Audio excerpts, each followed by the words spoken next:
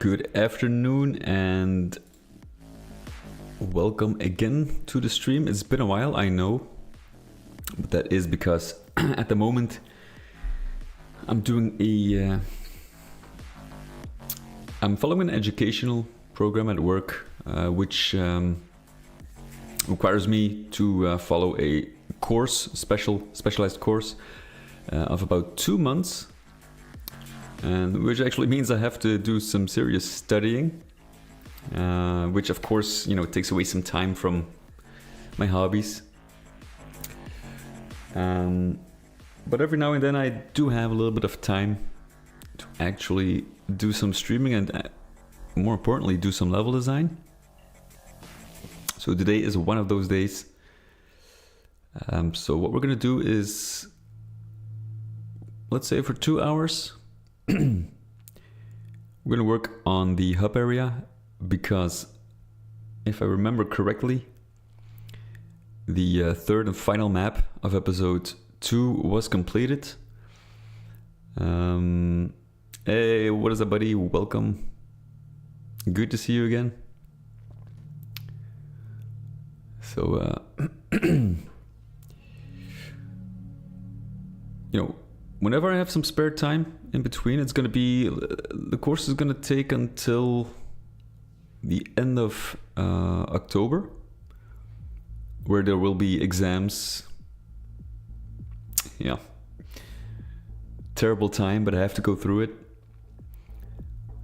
So until then, it's, you know, I'm gonna have to see where I can squeeze in some level design and some streaming. But it's not come to a complete halt, just to make sure. It's just at a slower pace for the duration of the you know, the course, which is until the end of October. So I was actually aiming for a release this year.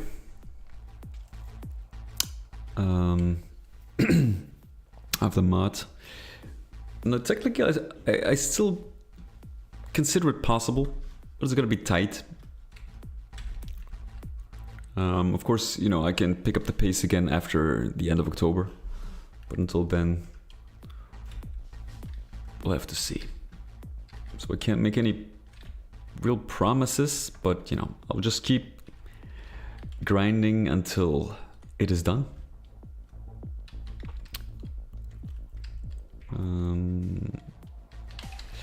This area technically I don't have to do,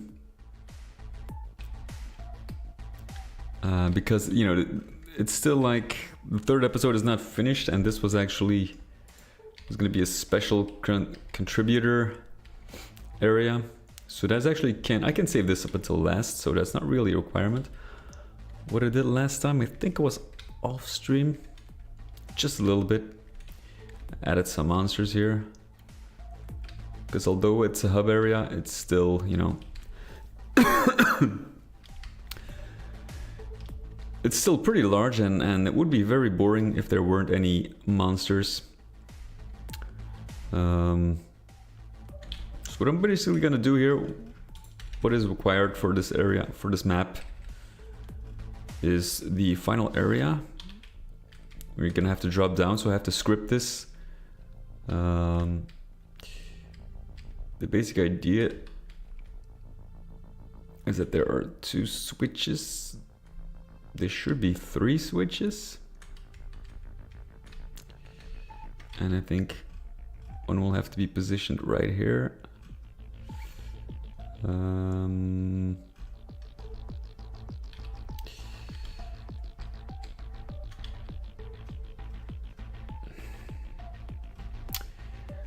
So what you need to do is actually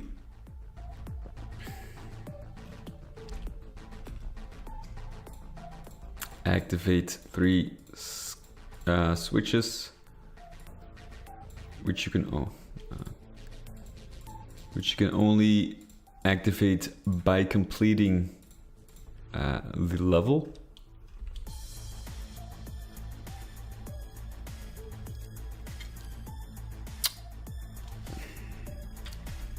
Maybe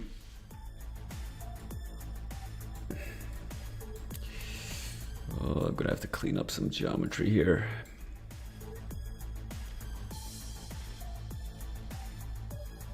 That is very unfortunate. What I can do is move these further down. Doesn't, yeah. Okay. That at least makes my my life a whole lot easier if I do it like this. I think we chose the other one. There we go. Okay. That one has to go, and then we can actually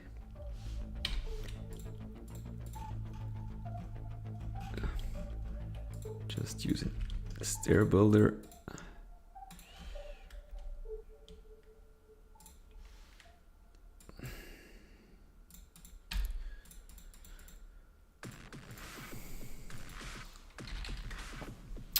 Hey Esteban, what is up, buddy? Welcome. Thank you so much. Good to see you again. How are you doing?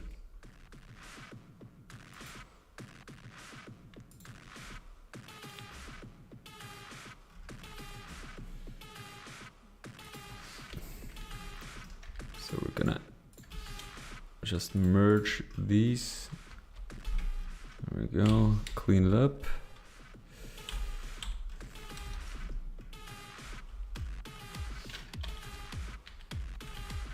And that is, well, technically correct. Thankfully, the scale and texture alignment should remain the same. I'm not really sure why it chooses to... this one is actually not the same, but that was expected because I actually added this in later. Oh, easily solved. There we go. So now we got our 3 switches.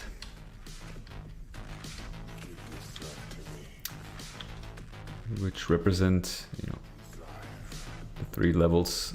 What I'm probably gonna do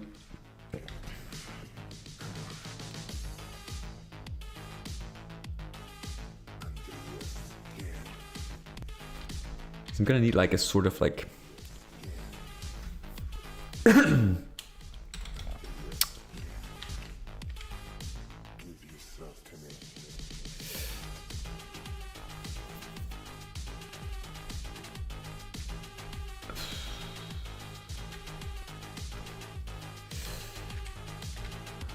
not really sure if how I can tie in the lore, like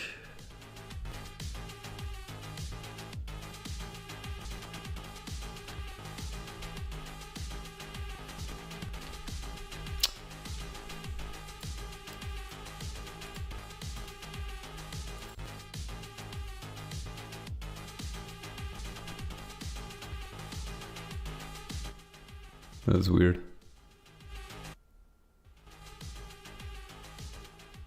Almost seems like the music is stuttering, but this is just... I think it's intentional, I'm not really sure. It is kind of weird though.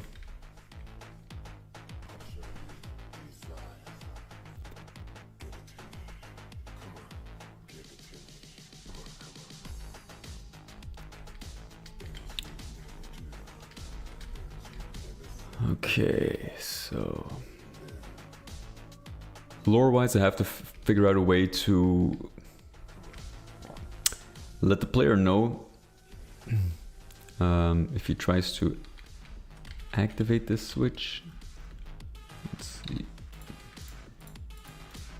Script execute, drill area inaccessible. Well, that can actually go.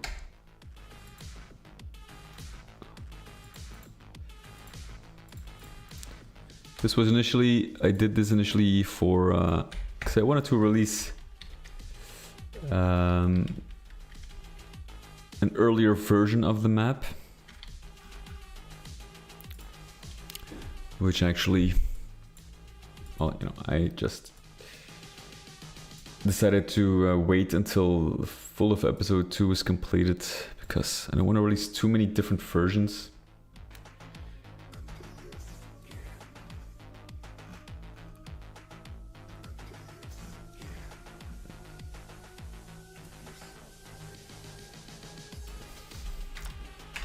Let's remove this.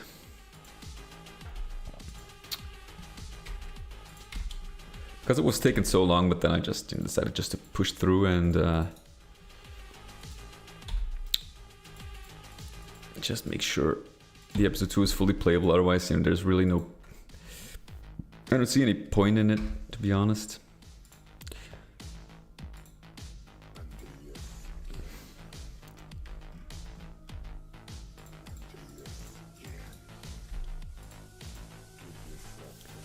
The texture was actually custom made for this project by Festus.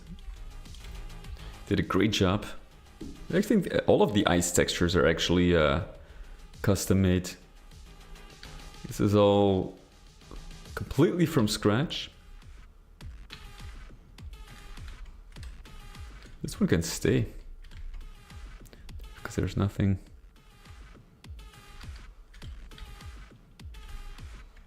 Really there.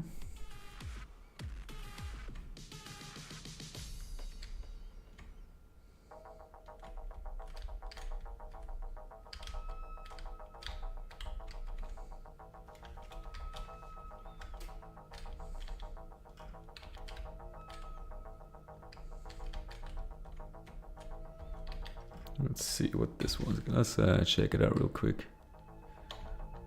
I forgot what there has to be. I think there was a giant drill. Oh yeah, there we go. That was it. Very nice.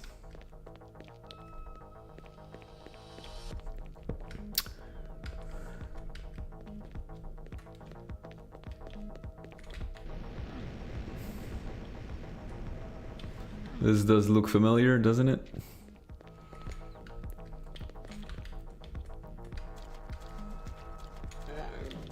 I don't know what he does here.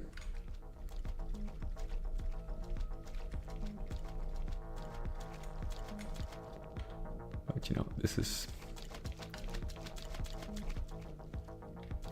I think I probably have to check out a few areas, see if if they need any more additional detailing. Not really sure.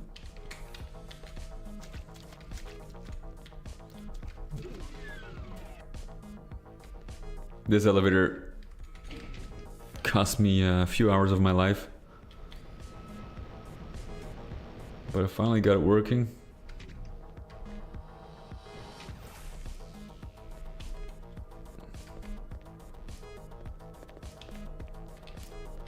Yeah.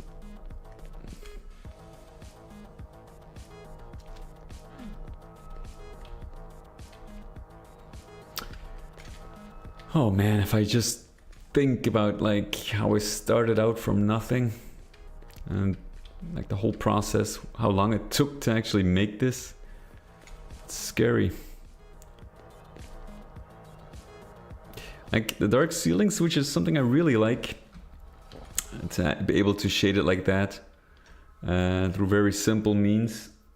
Because this saves like a ton of ceiling detail you need to add.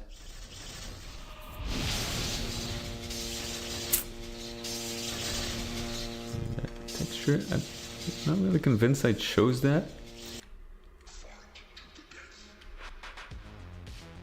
There we go. Okay, so that works. This map will probably need some global triggering. What I'm probably gonna do, instead of like having a portal appear, probably gonna need some like power modules or something. which you can collect at the end of each level, maybe after a boss fight or something. And if you pick that up, then a teleporter will appear. And you can actually use that power module to fire up the drill, like the laser drill you find right here. By activating this one, you can actually load up the power module in this pipe. Something like that.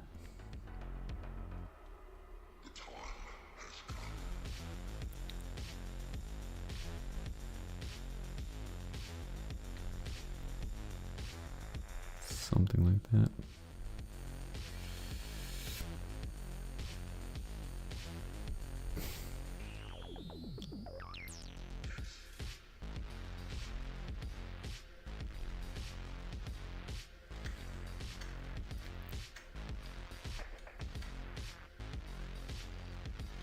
I have to freeze the player while it takes place.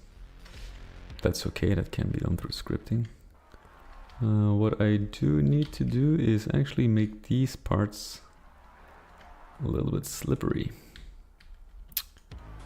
Reducing friction, I think.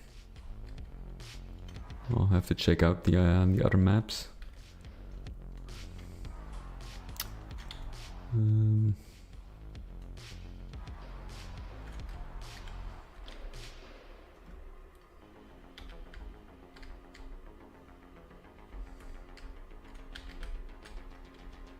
Here, this line can actually do it a bit like that. Otherwise, it kind of feels a little bit unnatural. Otherwise, there we go. Okay.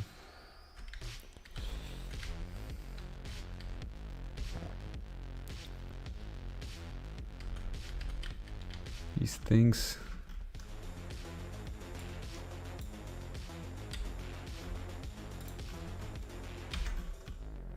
Probably use them here somewhere, like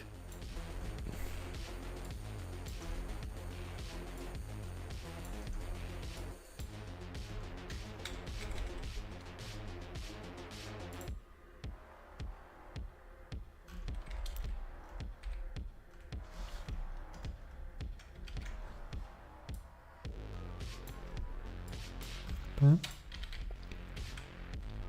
Okay, that's actually quite alright. Just need to lower it. Is that the case? Ah, no, just one more lower, okay. There we go, and then of course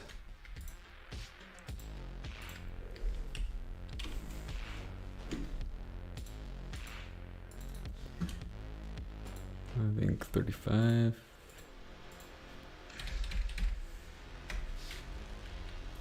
Is that correct? Yeah.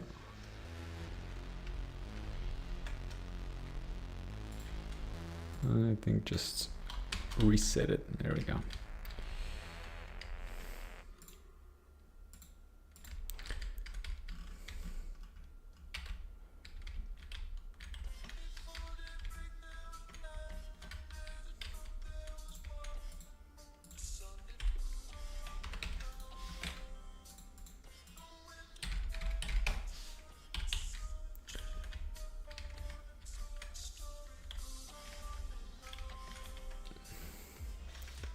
See, no wait, that is,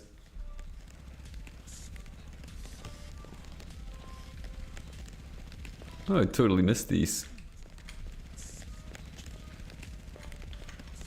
There is something wrong with the sound.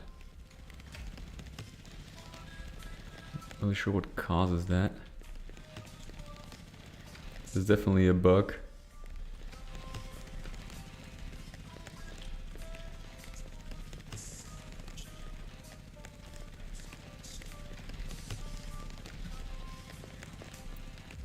Well, I think it's quite alright.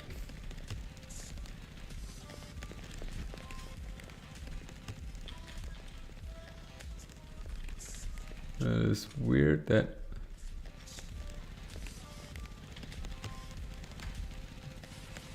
That's not very symmetrical of me, is it? Well, let's keep it that way. It's fine.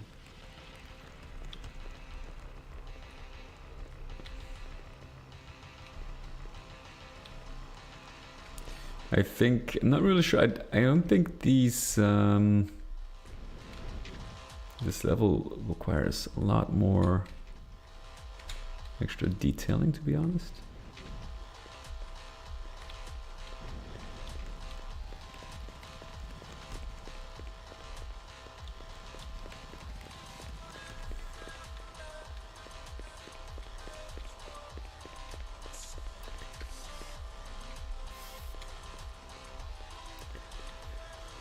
This one,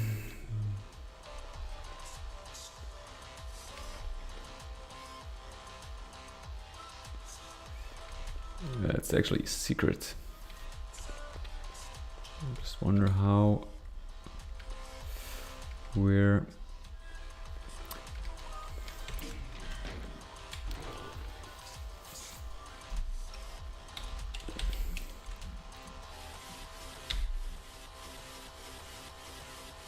player bumps jewelry inaccessible.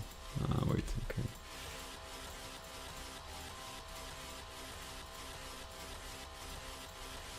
Use the same thing. That's weird.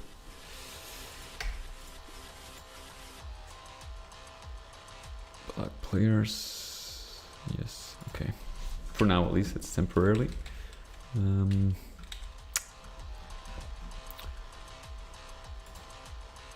What I'm gonna do here,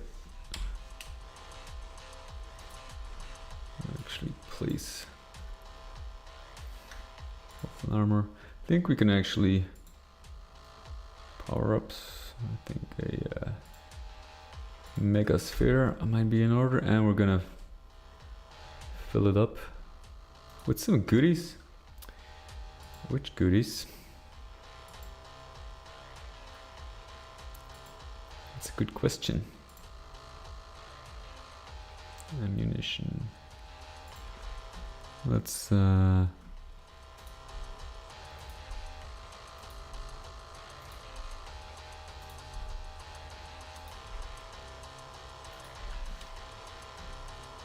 dance around it with some goodies. And then we can add some rockets here.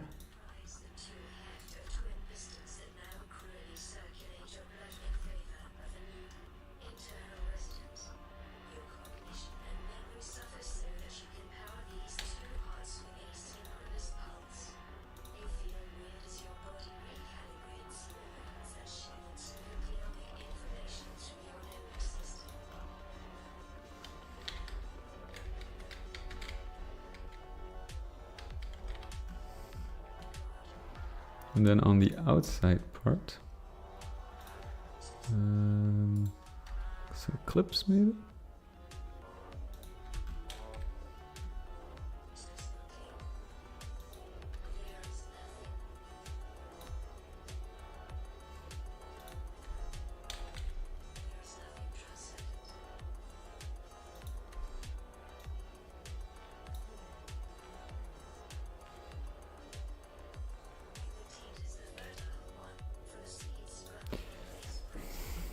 Wow, kind of having some trouble making nice circles apparently.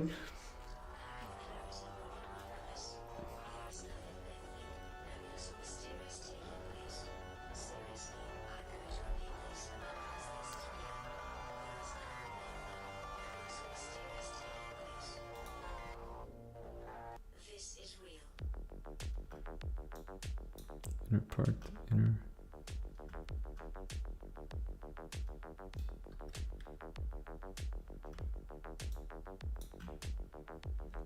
Okay.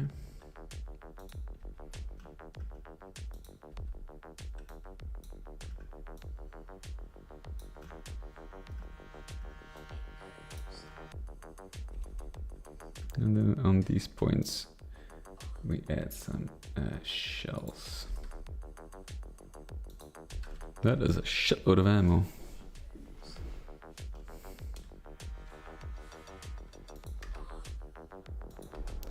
Then again, it's a big secret.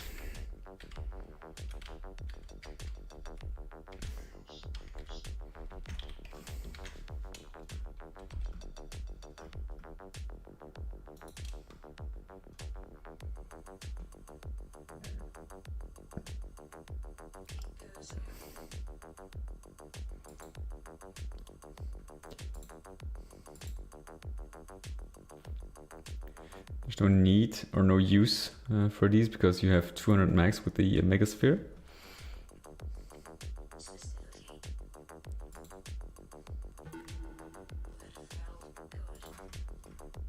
So I'm not really sure what you can actually put in here.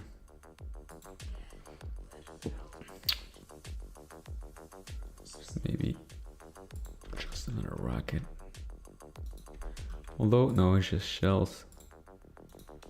There we go, shells. And here as well. Then we have a little bit of a nicer circle. There we go, that looks better. Yeah, yeah, that looks better. Okay, not too bad.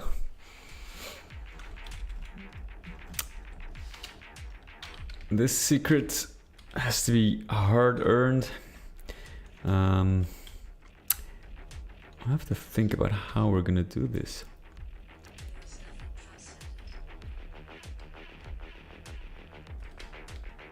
Maybe like a multiple switch secret. Maybe something clever, I don't know. Well, not really sure.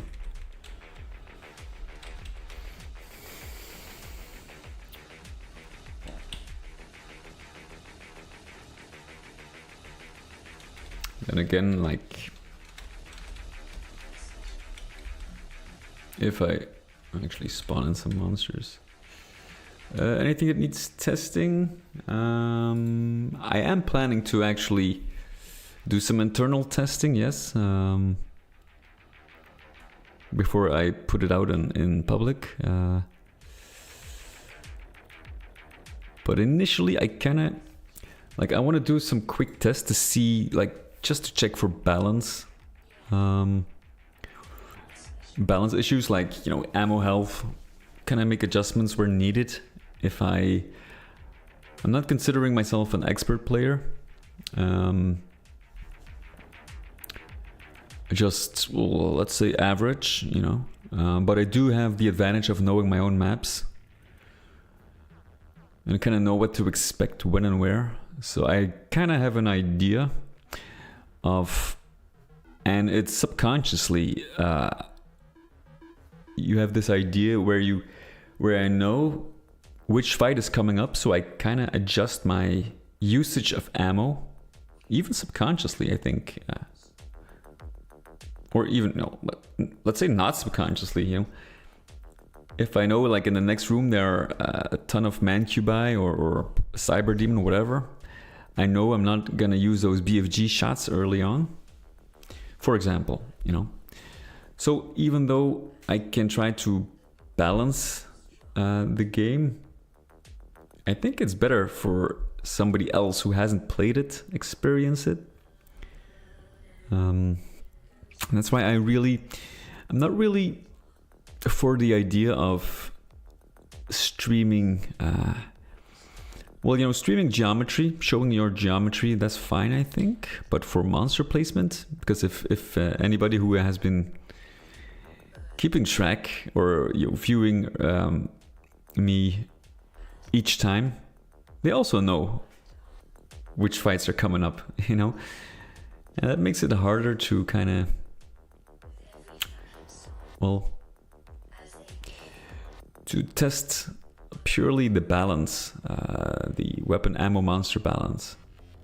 Finding bugs, that's something different, of course. That is something I have usually more problems with, because I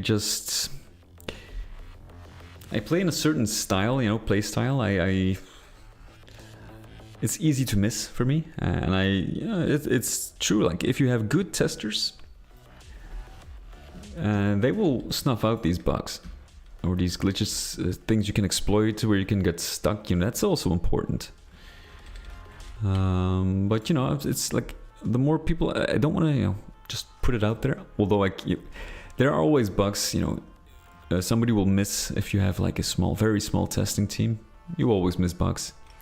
And the thing is, like, that's why I want to release per episode, so I can get some feedback before releasing the final product and just fix these things early on. Of course, you know, if you release the last episode, you'll have to do some bug testing. But up until version 1.0, I kind of want to eliminate as many bugs as I can. And I know it's not really the trend nowadays. If you look at Borderlands 4, for example, it's not really a trend to fix bugs before you release something, but that's something I still try.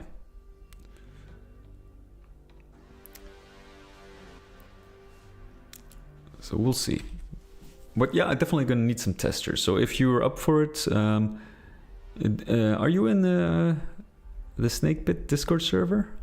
Because I will probably put it out there, a download link, and somebody who wants to test can actually, you know, just apply there for testing.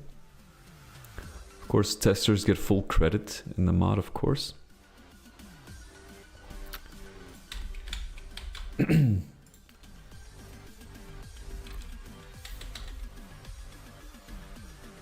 And you know, if you help me out, and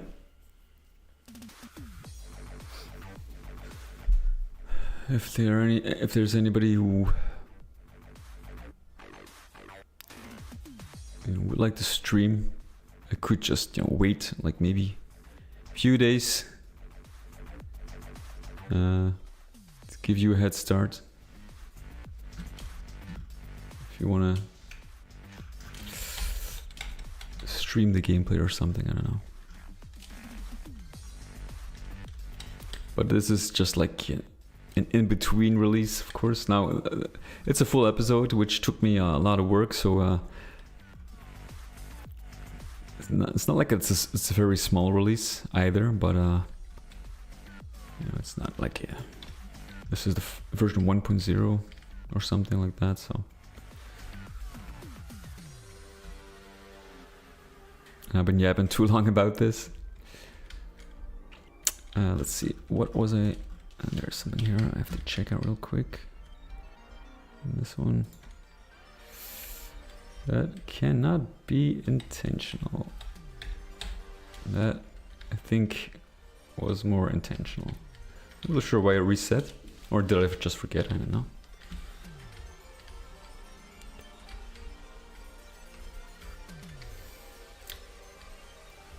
Now what I can do actually is add some dynamic lights here.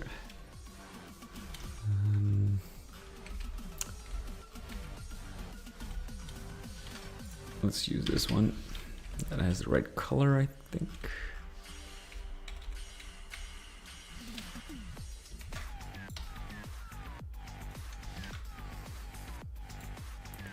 Two, 4, 4, 8. I don't think that is actually... That was not what I recall.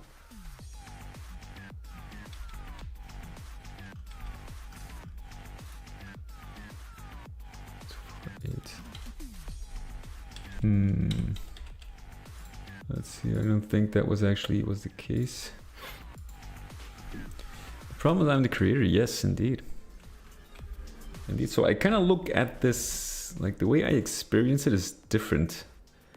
25569, that was actually... Indeed. Yes, true, true.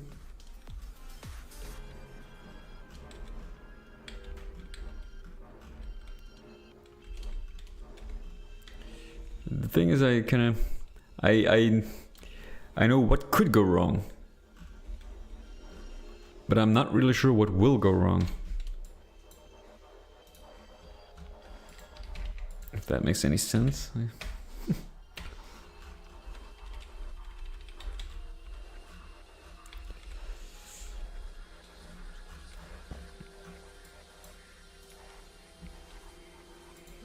Or do we have different arguments here?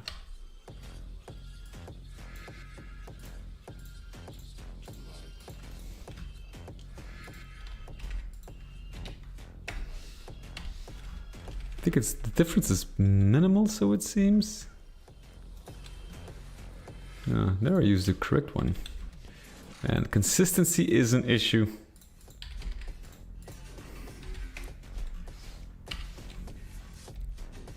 For some reason.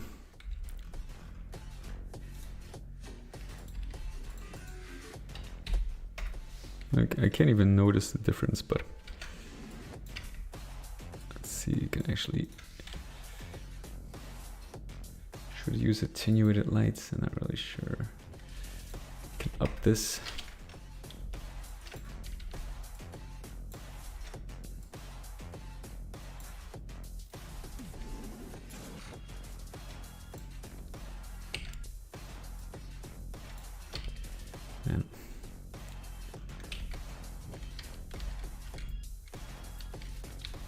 Yeah, that probably shouldn't be attenuated.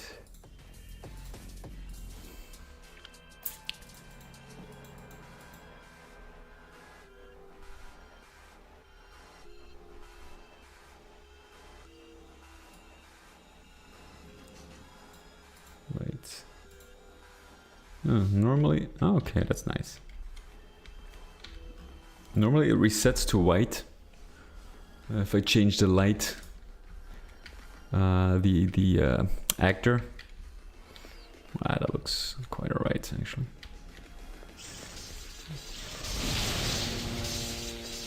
I drastically have to reduce the noise of that teleporter. But this is okay. Don't want to exaggerate with the dynamic lights because they do eat up.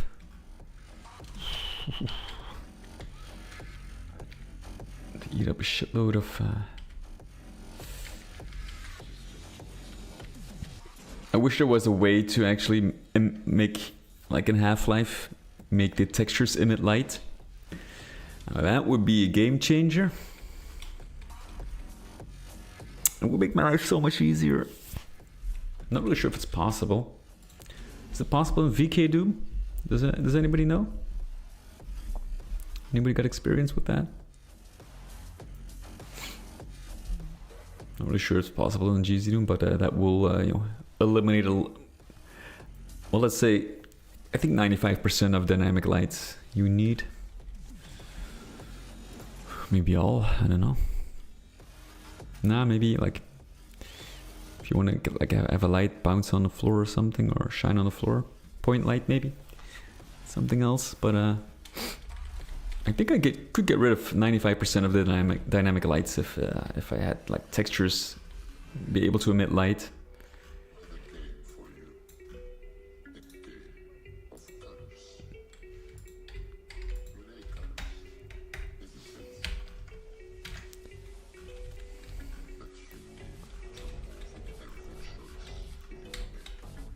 Okay, so we got 1 location, 2, and 3. Now let's see which areas need some work. I think, to be honest,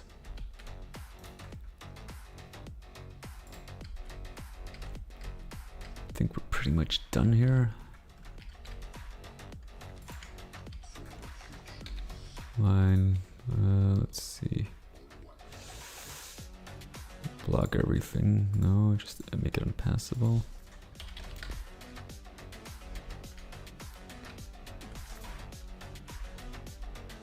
Okay. These ones, they also actually emit light. That's good.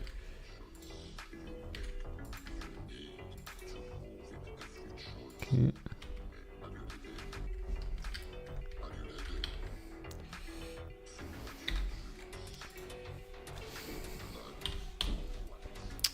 Fixing doors. What did I use in general? I think I have to look it up for the values.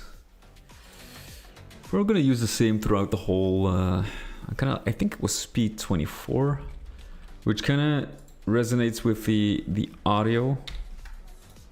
Yeah, 24, so 212, 4 seconds delay, movement speed 24, that's all I need. I think it comes closest to the audio. Because the audio in Doom, like, it plays a little longer than the time it takes for the door to fully open. Or no, not as long, maybe, or longer, not really sure. Repeatable action, one player bumps. This is actually like something I chose to kind of keep the flow going. Making doors that open when player bumps.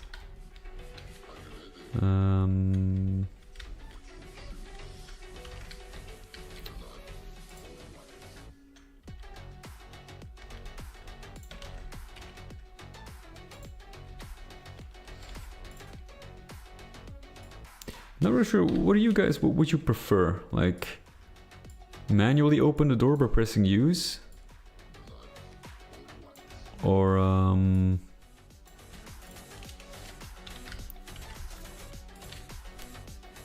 using bump? That's actually an interesting question.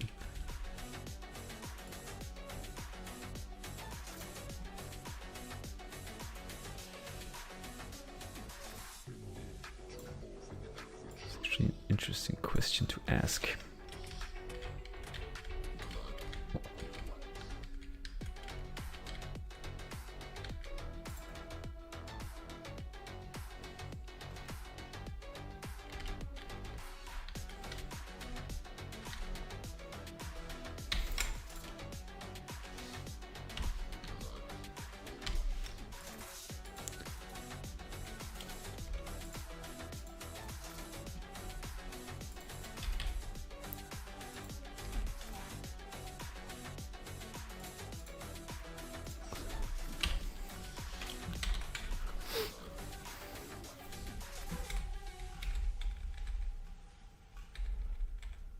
I'm not sure, I don't use too many doors around here.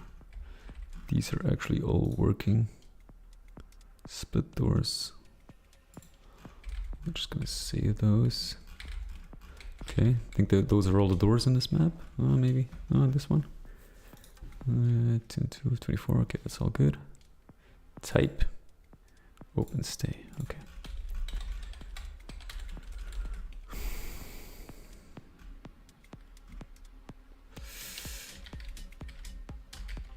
That is a risky operation, but let's place an item here.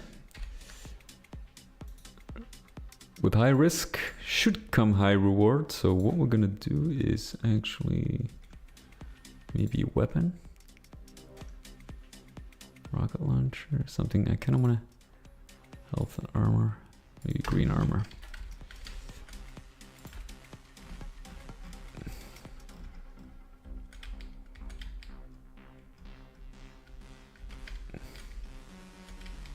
No?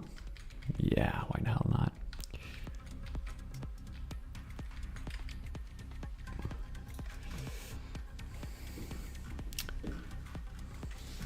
This is just, you know, basically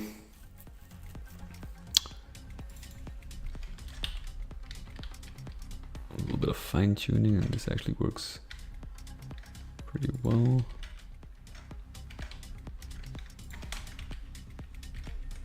There we go.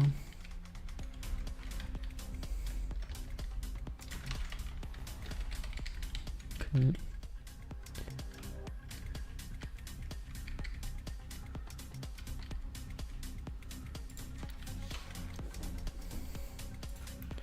Now I wonder.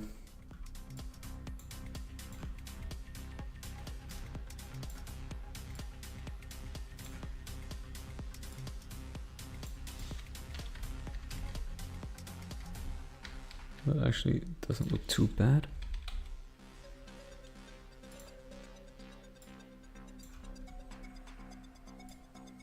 What I probably should have done is kind of like have this, create this, I should have used more prefabs, you know, for doors.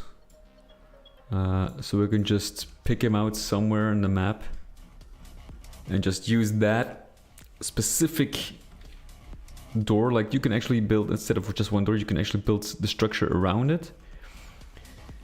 And use those same type of doors, like if you create one prefab, use those same type of doors everywhere in your map. Look, maybe like have maybe like 2, maybe 3 variants max. And use those doors anywhere in your map, and you just adjust the geometry accordingly. And I think that is something definitely going to do for episode 3. I'm not going to do it anymore for episode 1 and 2. But for episode 3, I think that is actually... I think most modern games do that actually. You have this mesh, door mesh or something, and you can just base your surrounding geometry around that door. Like here, for example, if you just paste this, and you can just make sure it's adjusted. Like building the structure. Yeah, like if you want, you can actually take this entire geometry here and use this specifically. Like, okay, maybe altered, of course.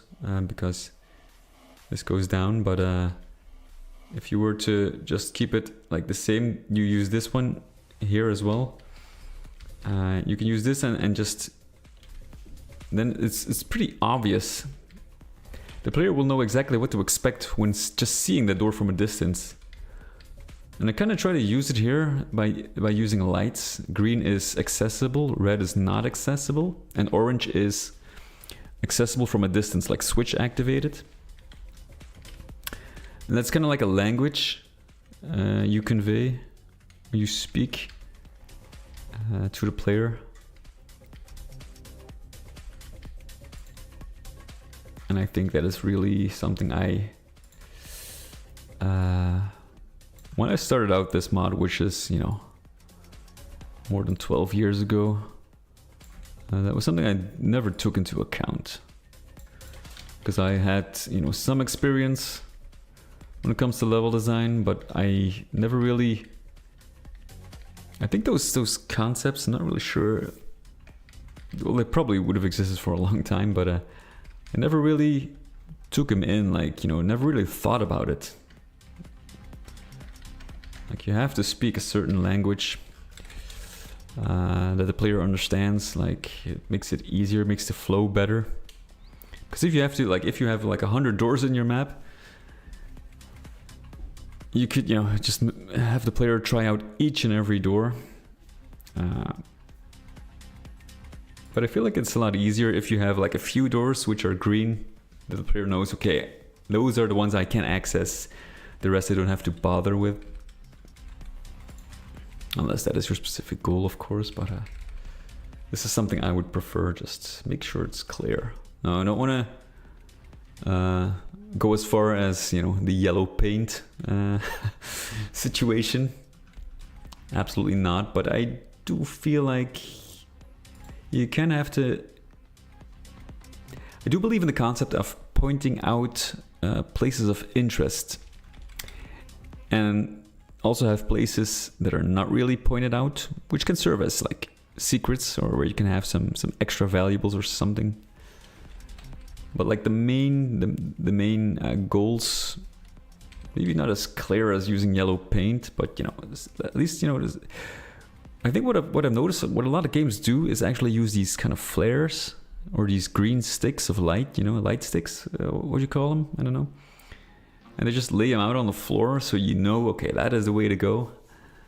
And maybe it's a little too obvious, but I think it can be done through just, like having a light that is broken and is flickering, just to draw some attention to the player. I think that is enough to guide the player. That is enough. Or like a fire burning, or cables moving, like electric cables, something like that. Or a sound, a specific sound, ton of options, but just not the yellow paint. I feel like it should be enough. Like if there's a higher ledge, it should be enough to kind of indicate that is something that there's a point of interest, and you just have to figure out how to get there. By just throwing this obvious yellow paint on the walls, that is a bit too excessive, I think. Well, at least for the old school gaming mindset.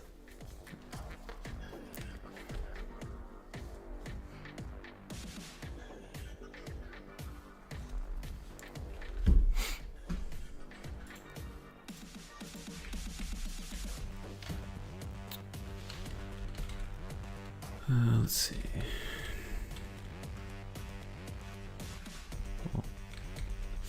What I kind of want to do here is we need some global variables for this map.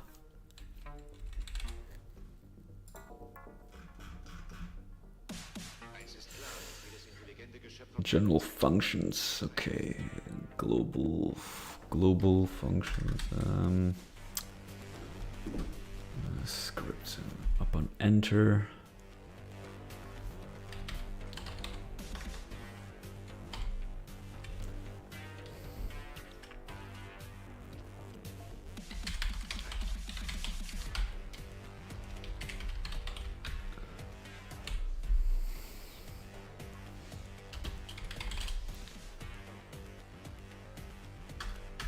It should check. So we need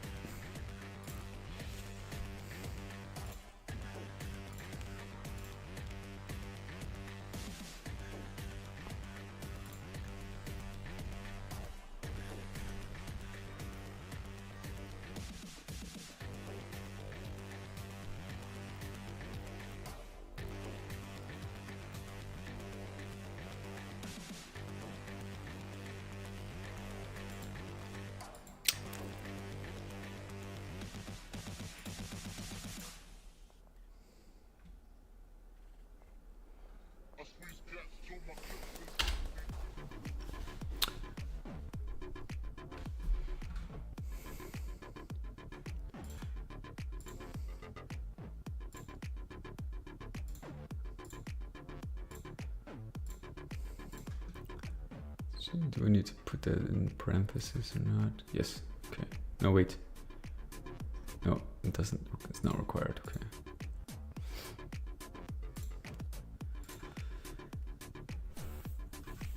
Let's see. So we're gonna need some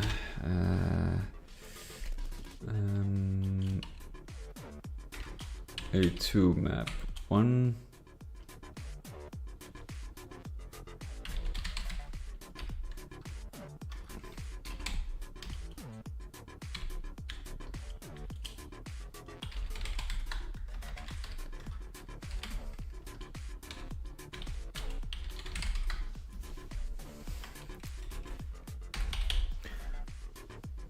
There. So this means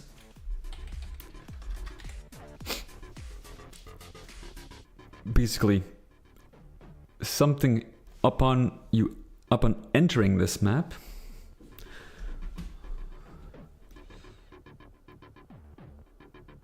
this one needs to be enter as well.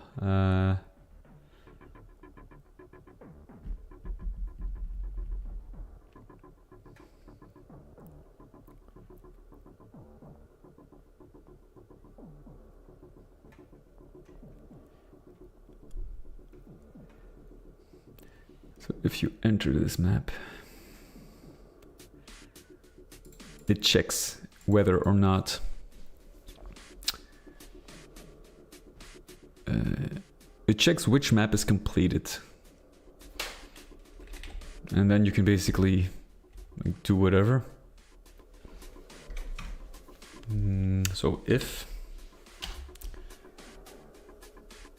I have to look it up again.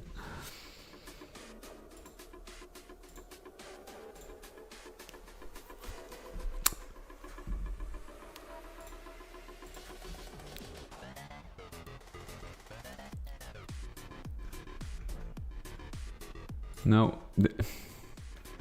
I was actually wondering, because some things carry, you can actually,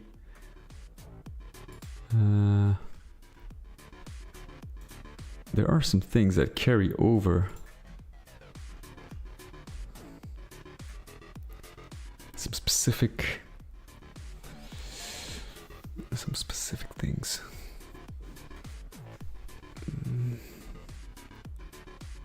They're specifically designed for a hub map.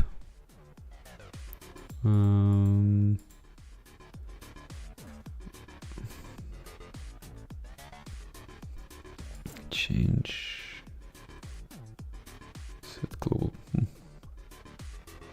Okay. Script. Wait, I think.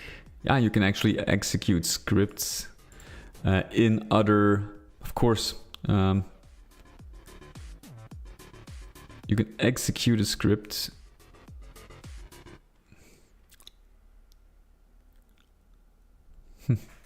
Yeah, that's also a way to do it. Maybe it's a better way to do it. You can execute a script in a different map.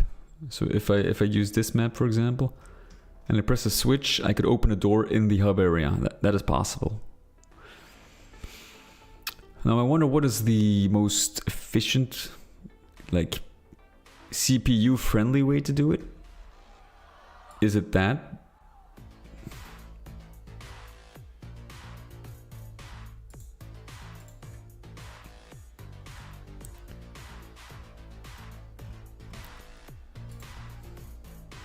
Or is it this? Because you basically do the same thing. Like, this checks every time. I'm not really sure, like, I'm not skilled enough to actually know what is best for, you know, what is the most efficient way when it comes to computing. Because here I would have to write 3 if scripts.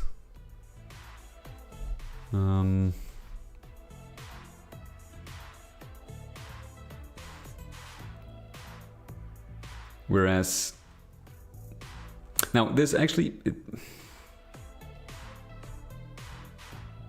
I have no idea actually. No, I have no idea.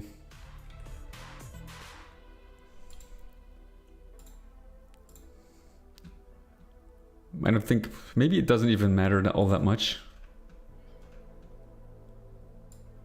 So, do we need an else? Not really sure. I don't think so. So we're just gonna use, for example,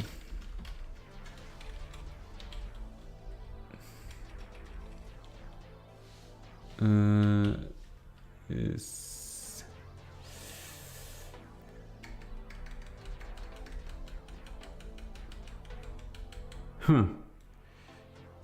you know, they start out as 0.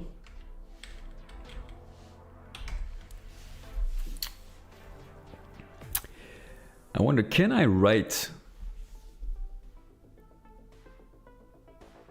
that is actually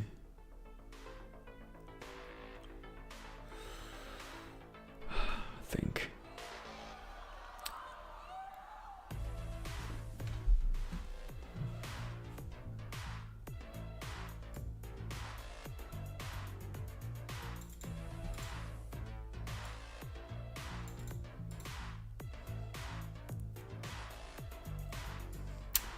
I think it might be easier to actually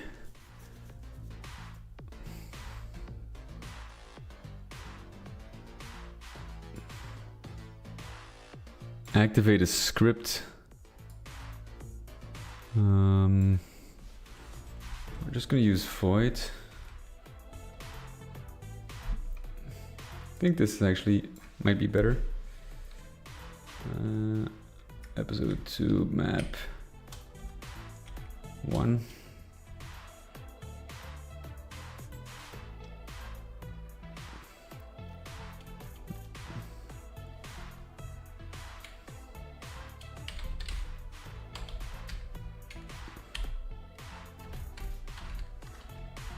Like I can do this. Just use void, and then I should be able to activate this script.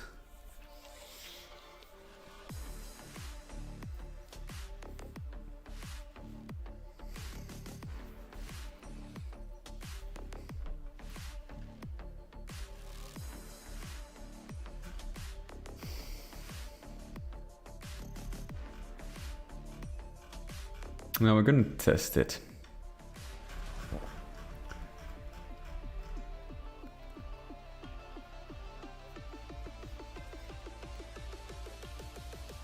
Because this is actually, I just use this for very simple to spawn in some monsters, just to, you know, to keep things interesting, to keep you busy. Like, not if you like that you have to walk in a dead map all the time. Just in the beginning area, I kind of want these monsters to spawn in.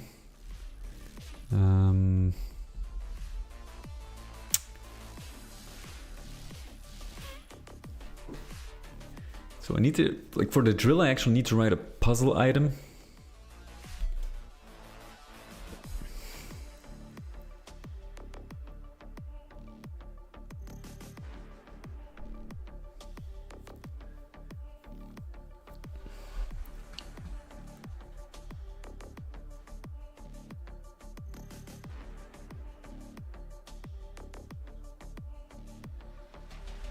Or I can actually use like disruption stuff. It's disrupted.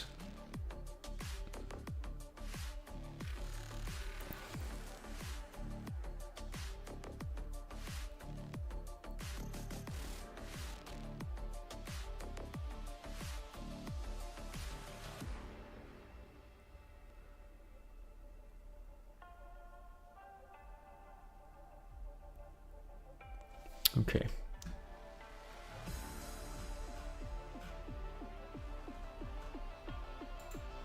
Return. Oh wait, I forgot.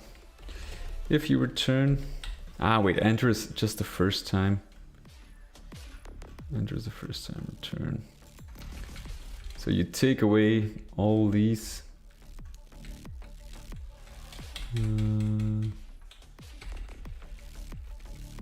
Yeah.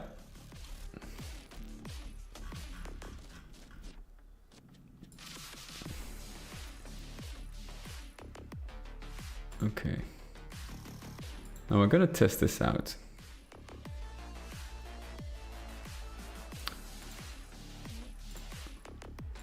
So I'm gonna open map 3.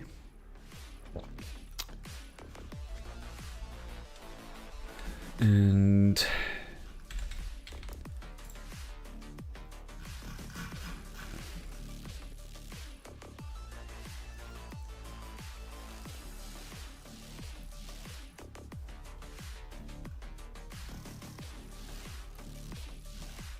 secrets and terminate.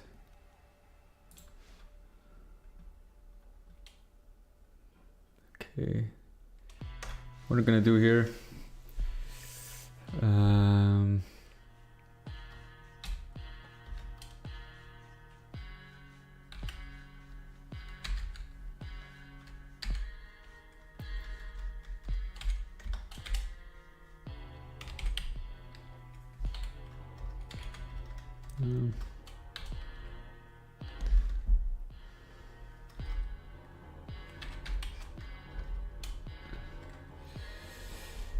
Let's execute.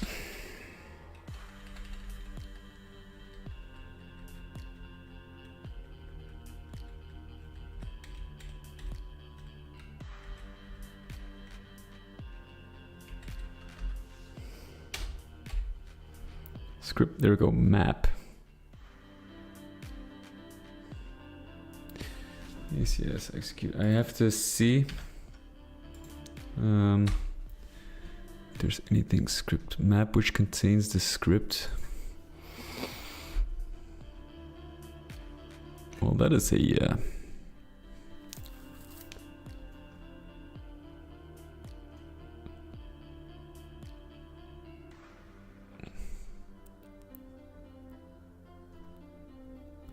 Script number. Oh god. Can you actually?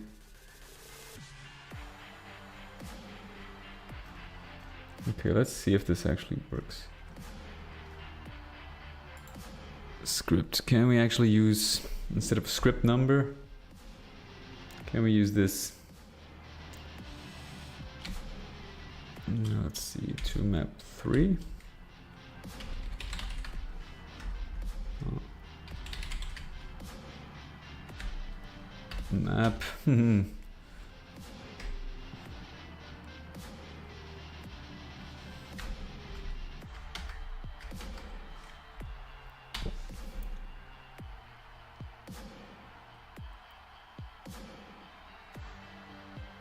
Is that map 0?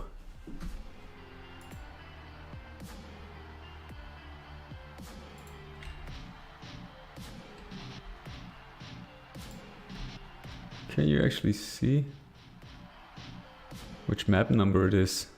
Where can you see that?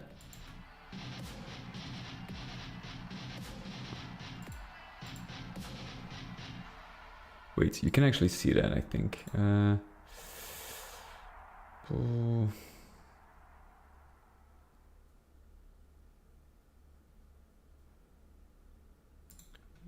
No. 2, no. Where could you see map options, maybe? Level name.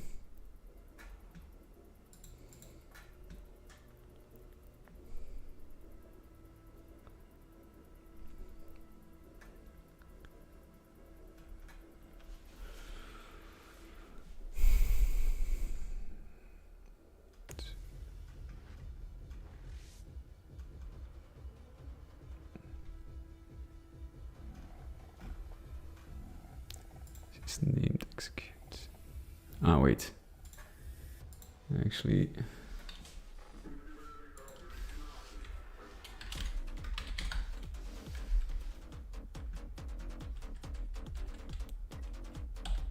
int map. Well, then I'm gonna have to.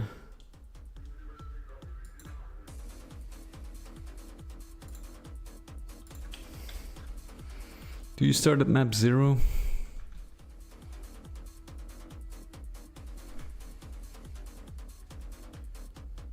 Map which contains a script. If you use 0, it uses.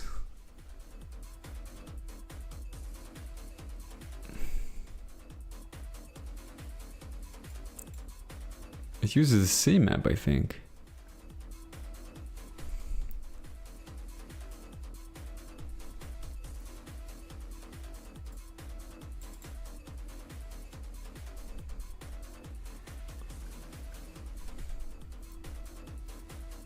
Int map.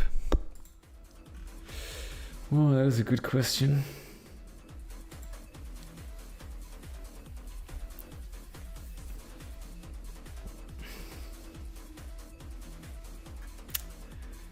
That is a good question. This one doesn't exist, so let's see.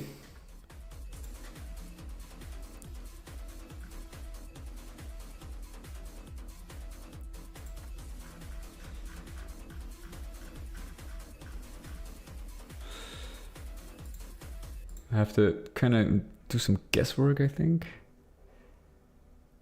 Map 0. Could that be enough? Like the... I have no idea.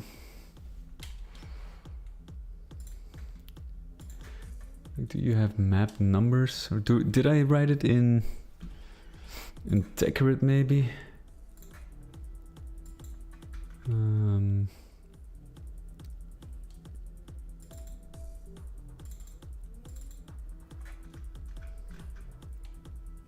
Map info.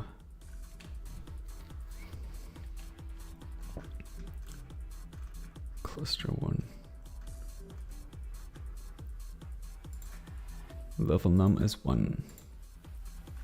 Level num is 2. Level number, okay, so these are defined. Cluster 2. Level num is 1. 2, 3, and that is actually 4. Okay, so level num is 1, so it has to be 1. That'll probably solve my problem. So what we need to do... Wait, now I am in this one again. Gotta make sure it's correct. So we're gonna do a simple test. And if this works, then actually... Well, I think we're gonna go with this. This is, I think, the most simple script.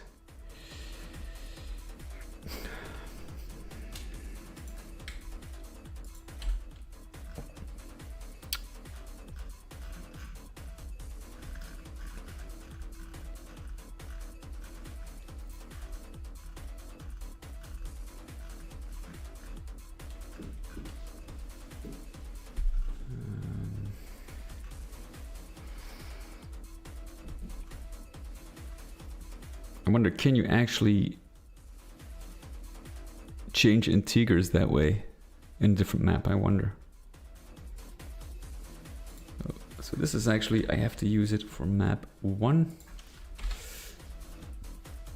which is the hub map.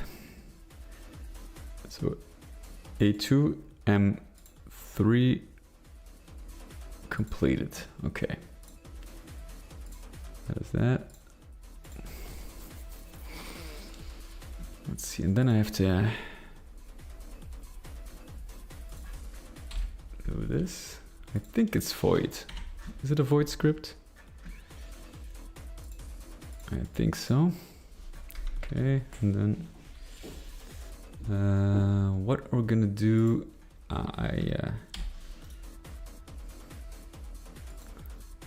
monsters. Let's use an Aragnotron. Oh wait, we're gonna use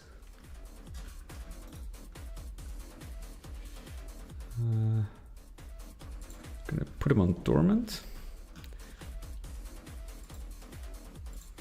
And this one is actually pretty cool. It actually, let's see, the frostbite or the ice variant of the Mancubus, which has freezers. You can actually freeze and shatter the player. So that's I'm gonna show you. So we're gonna put this on dormant. It's a simple script. I'm gonna give it a thing number 6, and then thing. So this is just easy, right? It's very simple, just to test if this actually crosses over into this map. So what I need to do now is, of course, go to map 3. We're just gonna start at the very last part, because the final script will activate the script on the previous map. There we go. Okay, just for those who haven't seen this final battle, if you don't want any spoilers, I suggest you look away.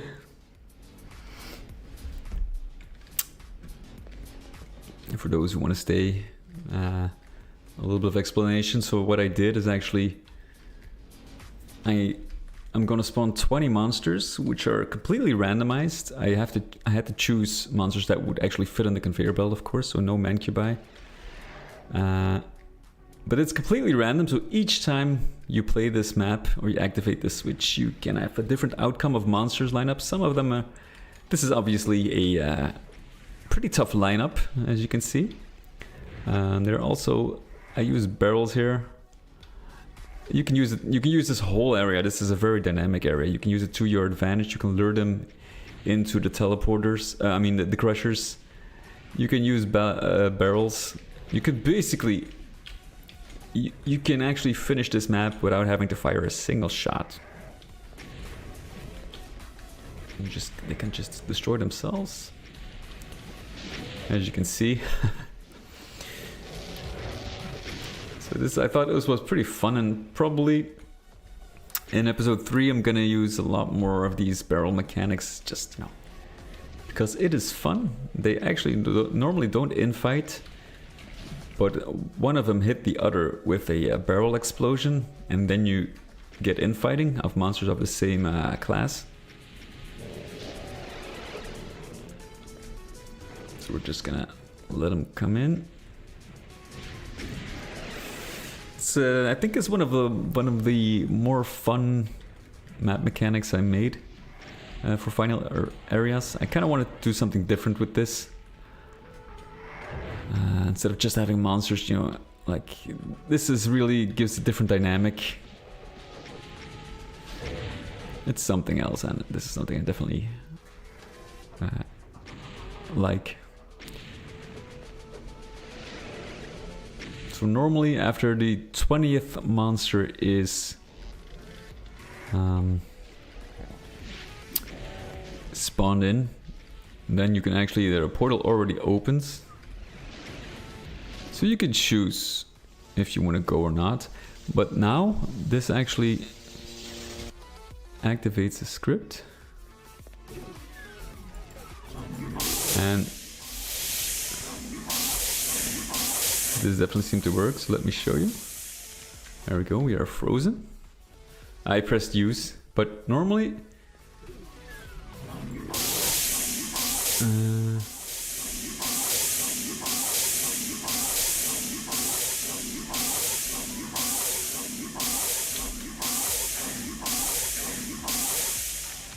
okay, if I do nothing, just stand here, we will explode.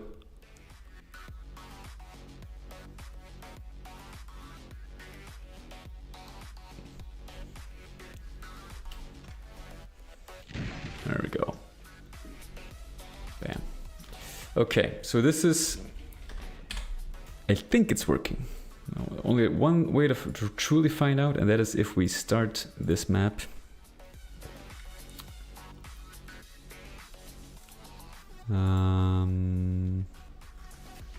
Well, we started right here from the start, which means the script shouldn't be activated, and that is correct. So we got our script working, that's great. Okay, so that's good.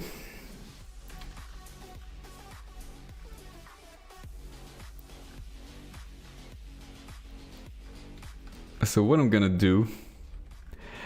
First I was thinking about spawning them in. But what I'm gonna do, which makes things actually... I'm gonna use this one. And...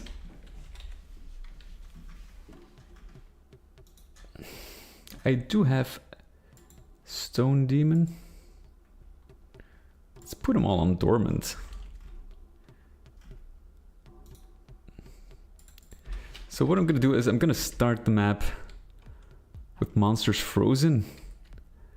And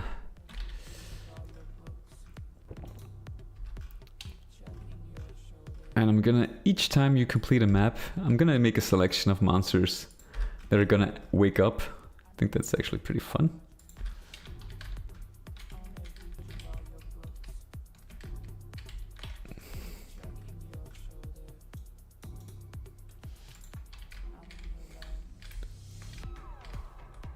So this one is definitely gonna scare the player.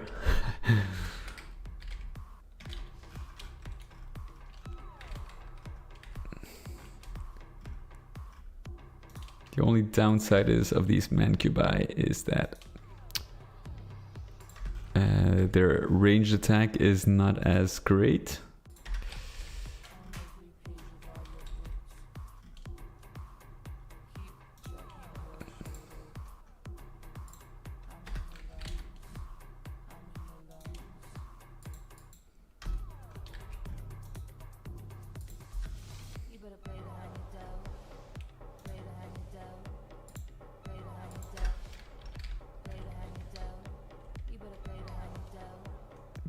I think that might be enough for now.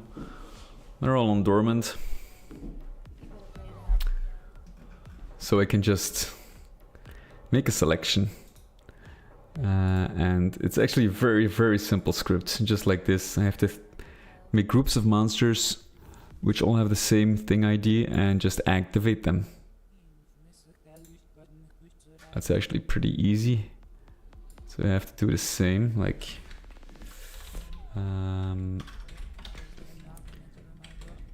so we just use 2 map 1 and do the same.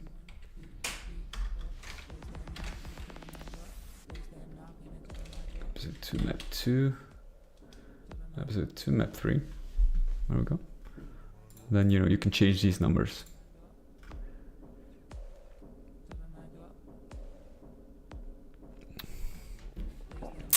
Simple as that. We're gonna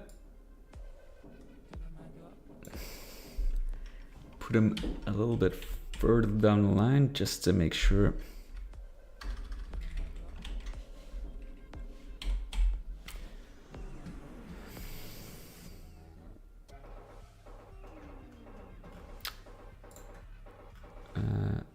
That they kind of follow the natural flow of things. There we go. It's a better, like, it's easier to follow. All right, I'm gonna take a small break, fellas. I'll be back in a few minutes.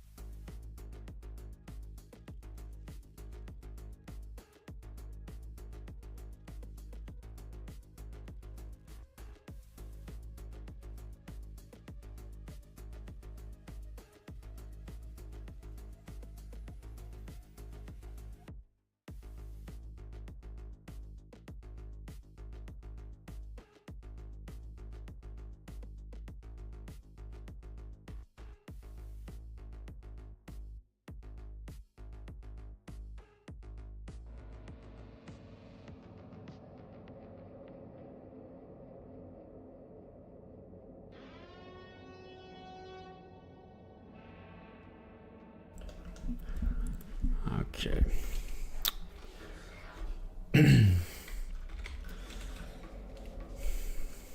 I think we are about done now. I wonder how many secrets should I add in?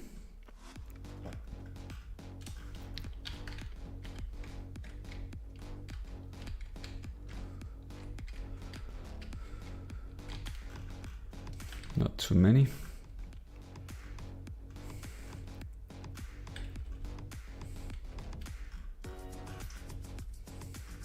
This one is obviously going to be a secret.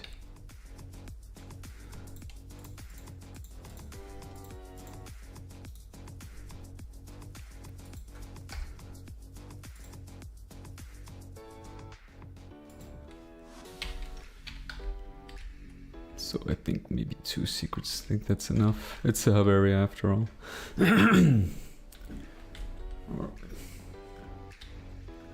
Well, we'll see.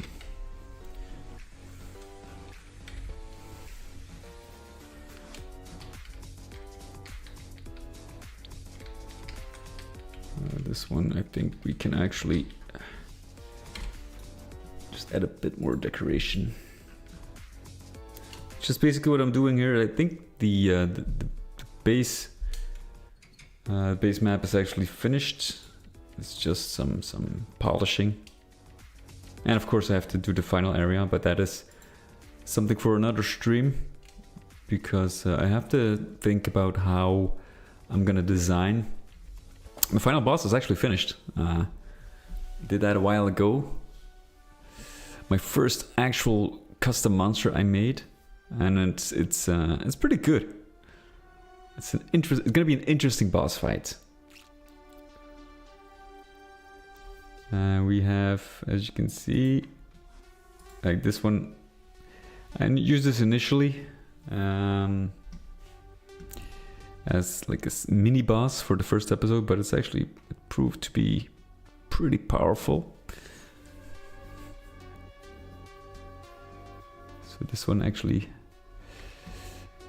probably has to go. Well, maybe, I don't know. I kind of like it, but we have Dust Annie here.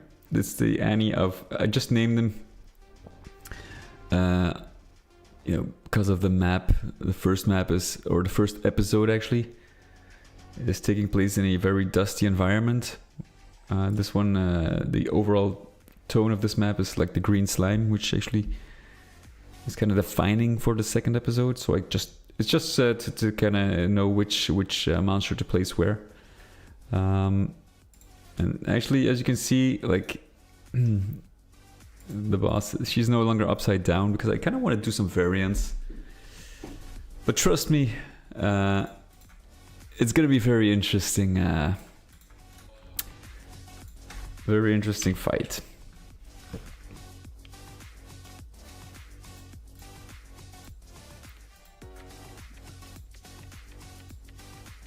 Monsters, no lights, special effects, user defined.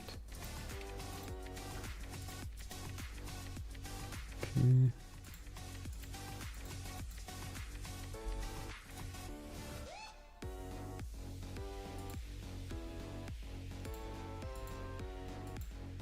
Probably have to move these just to make sure. Any decoration.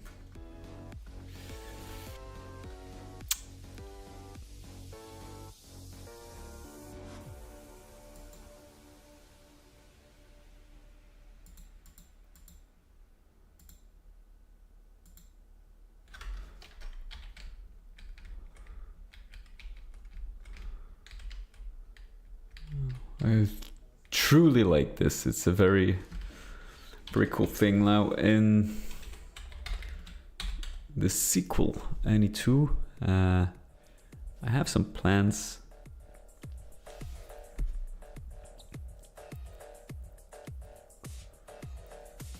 to actually use a lot more webbing, so to speak.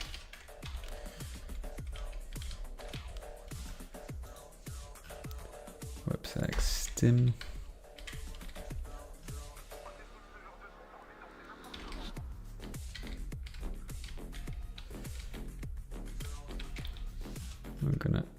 place some monsters here.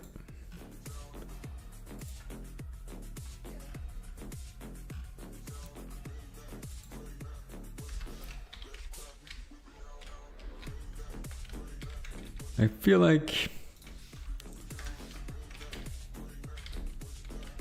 it feels kind of justified to place this here because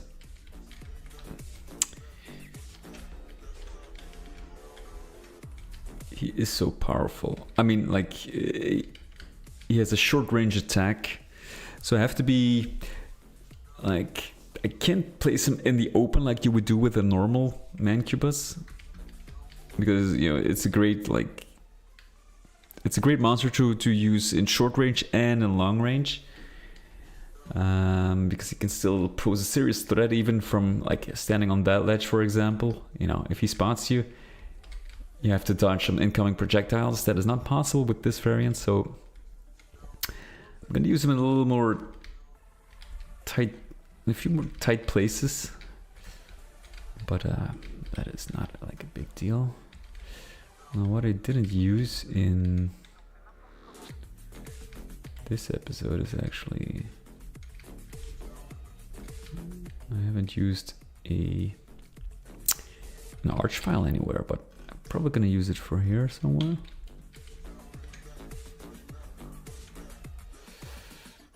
Oh, would be great, like on top of this maybe?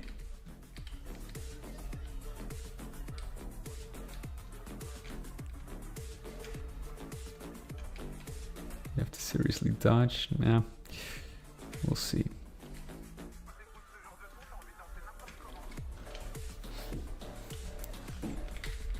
Archviles is actually, I think it's the monster I used the least in this episode. So I feel maybe we should.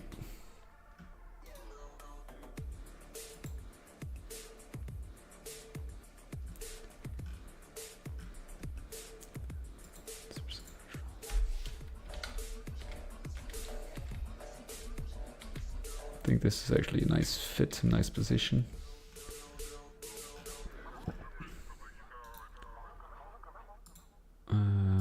Let's use the ambush.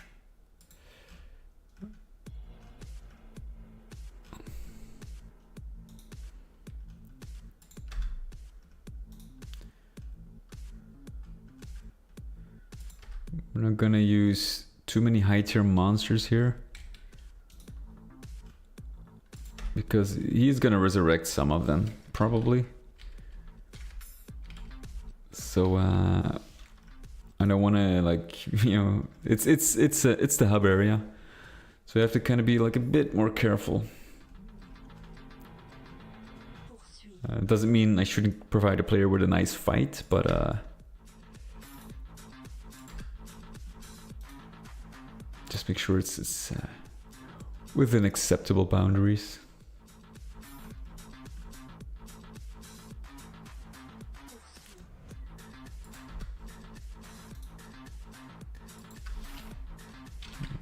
That should be enough.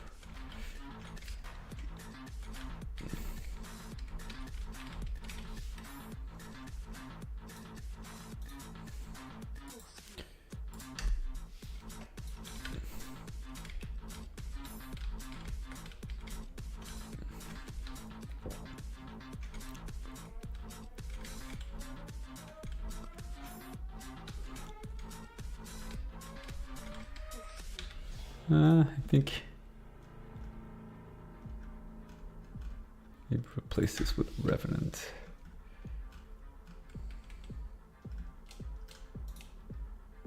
Put, hold on. Place this one here, or maybe other way around. Well, although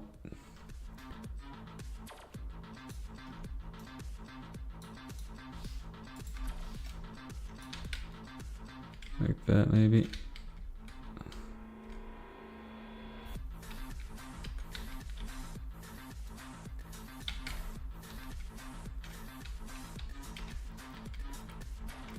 Okay.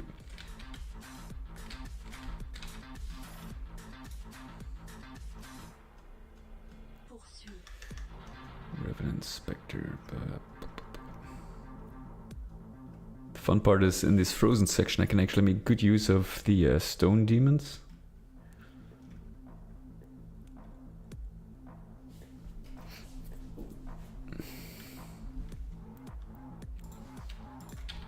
Put another Hell Knight here. Oh, what Hell Knot?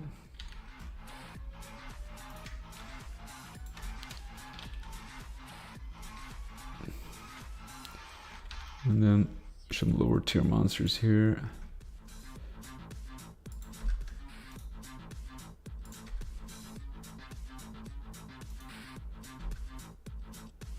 It's actually supposed to be here.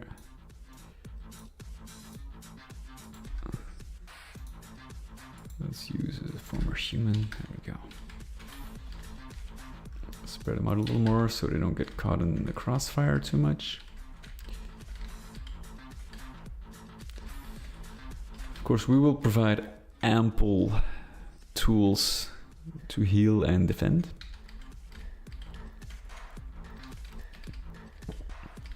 Let's see. Stone demons, actually place them here. Enter through this one.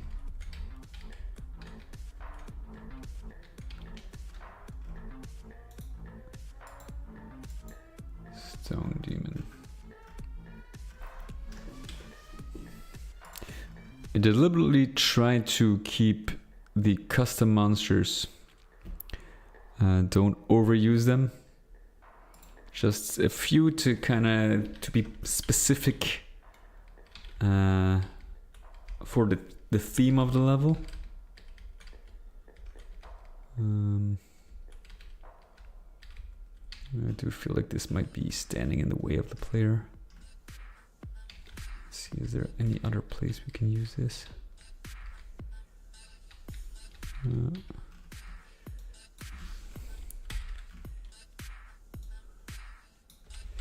Just gonna make sure they're not really hindering the player.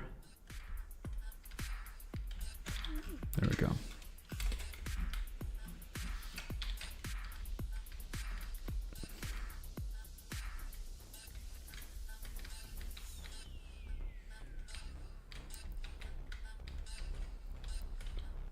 Okay, let me put a monster here.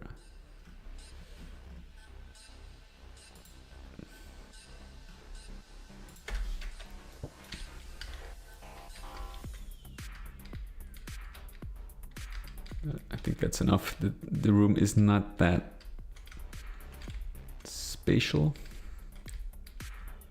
For here, I feel we could do with some Kako demons. Maybe one Kako demon and a few skulls, maybe. Lost Soul.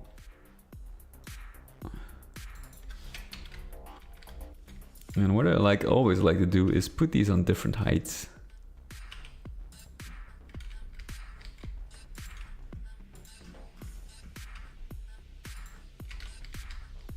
Now these lamps, I have no idea why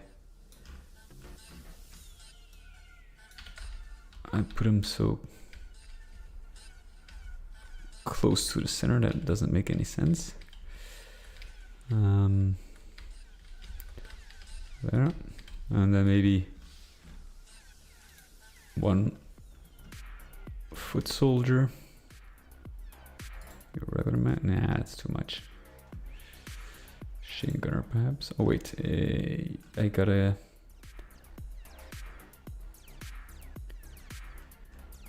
Any monsters? We got a.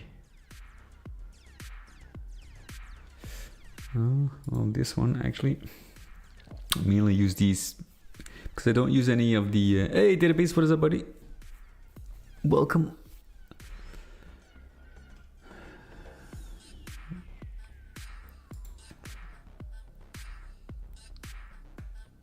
User defined. Rock plasma. There, I kind of. They are pretty much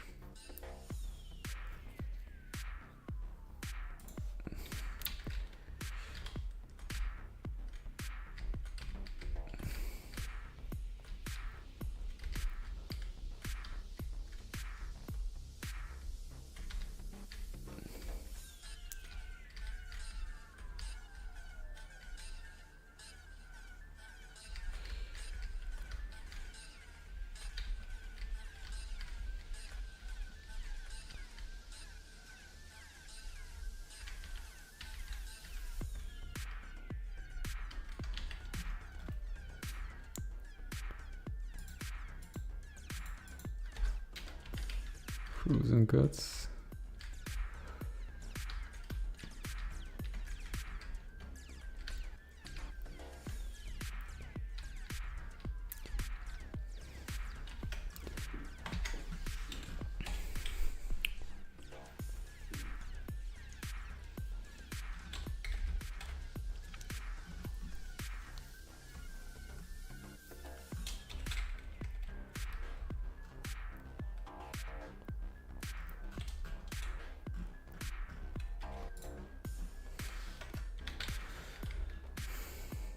Let's see.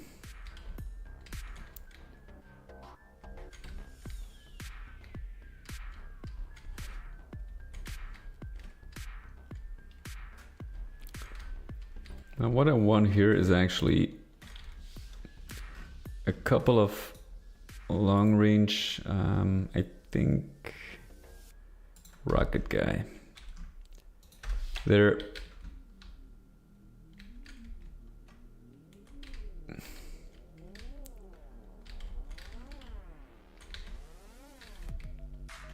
not as hard to pick off as a cyber demon, but they pose an immense threat. Let me see if I actually can get spotted from this distance. Yeah, they noticed me, all right. As you can see. Wow, oh, he is traveling.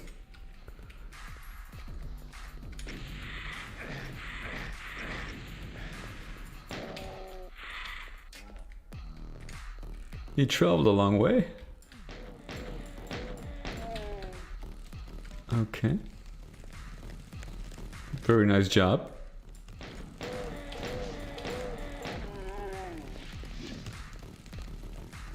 Well, they spot you from afar. Jesus.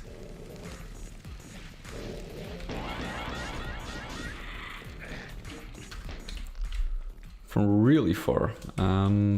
Probably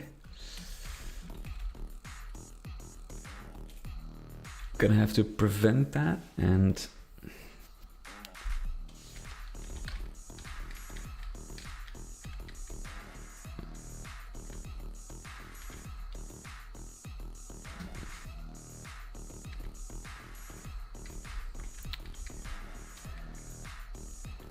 or should I prevent that, or just should I let it play out the way it does?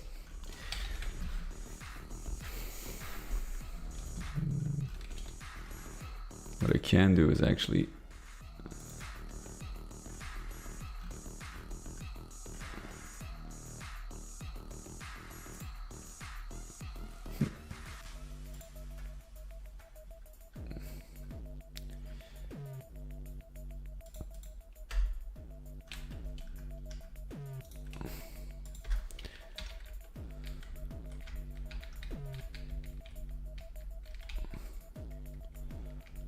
there. So at least you have something there. Normally these creatures won't be able to see the player from the start, so that's kind of like something.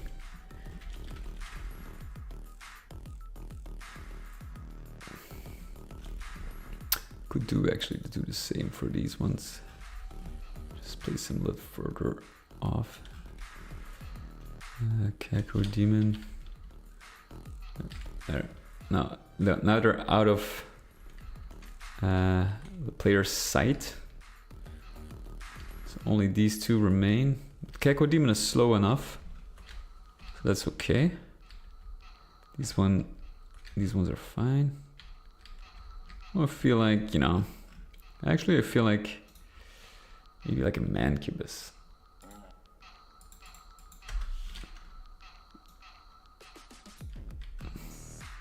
And these ones can reserve for here, because there's a pretty big room there.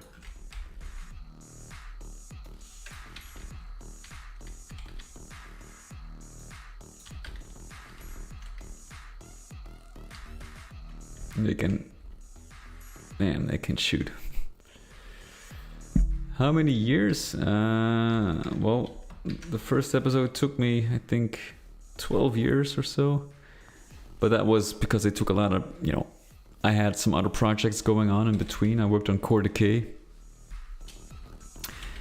So there are also, like, there was a huge period that I wasn't working actively on the mod. But this one is actually, like, didn't take too long. I think I also, when I was working on episode 2, I also worked on Core Decay, so this, but I've been doing, well, recently, I think the last year maybe, or maybe a little less, I worked like, I spent like 5 hours, no wait, 3 hours a week, and then 5 hours on my Game Boy project. But it's very close. I'm aiming for like a 2025 release still. But as I said in the beginning of the stream, I have to follow a course. It's a special education program for work, and it's quite intensive, so I have to take exams and stuff like that. So I have to study, you know, and that will last until the end of October. So it's going to be at a little slower pace. That is just something I have to go through.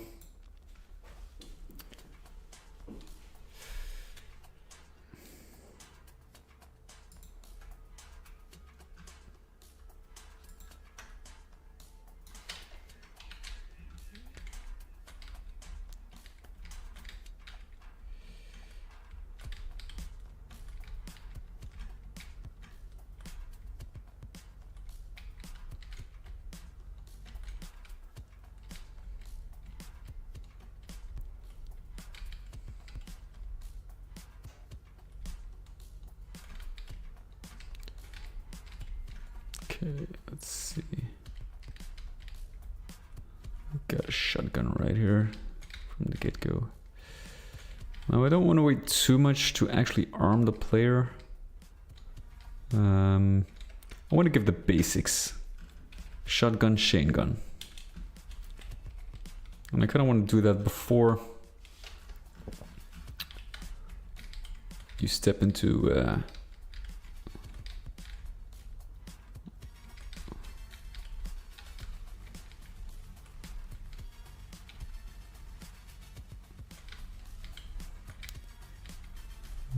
where I'm gonna put it.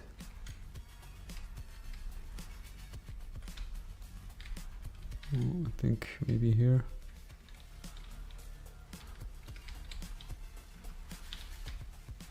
No, good spot. So brain freeze.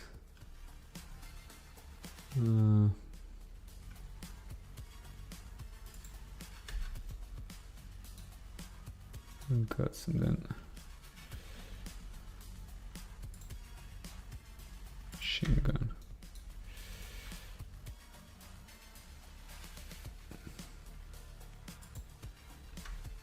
Box of ammo.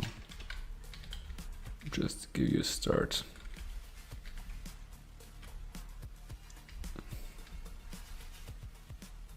Map spot. What the hell is that even?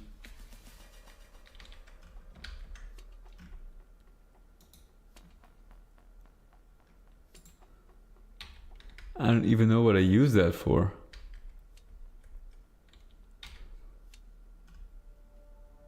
Does it have a thing? Thing ID number? 2. Ah, wait, it's a camera, of course. It's the camera. So let me show you. To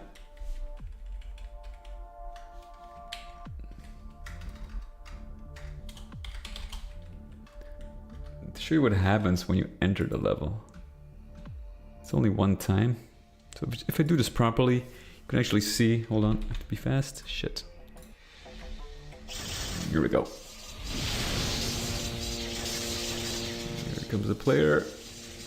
There we go. So that is actually the intro. And then you can just go ahead. These are all frozen. But they will activate, of course, as soon as you There's the mancubus. Yeah, this is good. It's nice. It's a nice wide spread. You can easily avoid it, but you have to make your way up here. And of course, I kind of need a... I think if I'm probably gonna... I'm gonna use some rockets. And it's not really too bad. Just make sure you come. Hey, Gazebo, what is up, buddy? Welcome.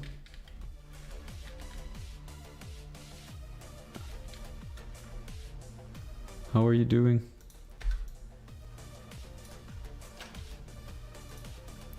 Here I'm gonna put a rocket launcher.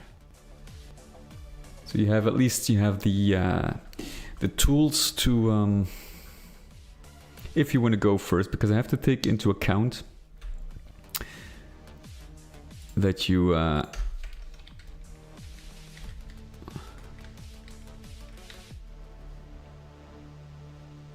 Thunder God? Oh, okay, cool, nice, nice.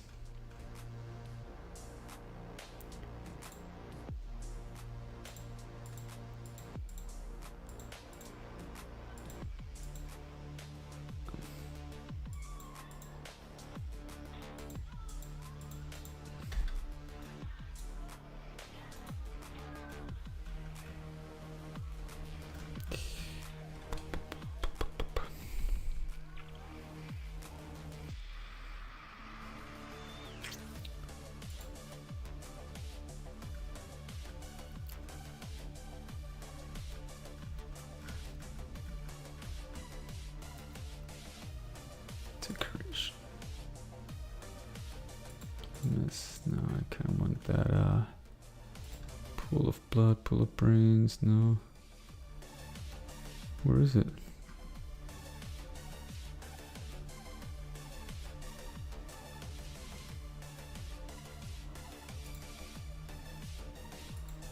Blood and guts, blood and bones. That was what I wanted. And why not a bit of blood and guts as well? This is actually easy. I kind of use this to indicate, like, you know, it makes some sense for this rocket launcher to be here.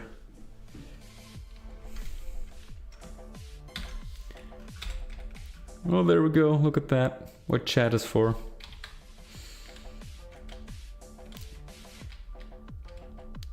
Let's see.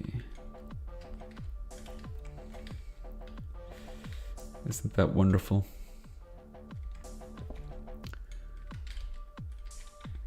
And of course, kind as I am, I'll reward you with a couple of stim packs. Well, let's use 4. Why the hell not? I feeling generous today.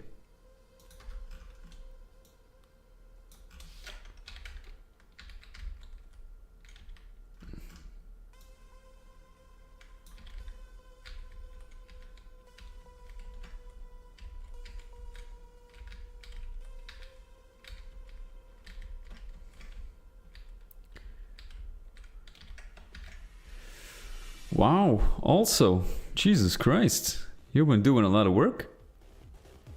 That's great.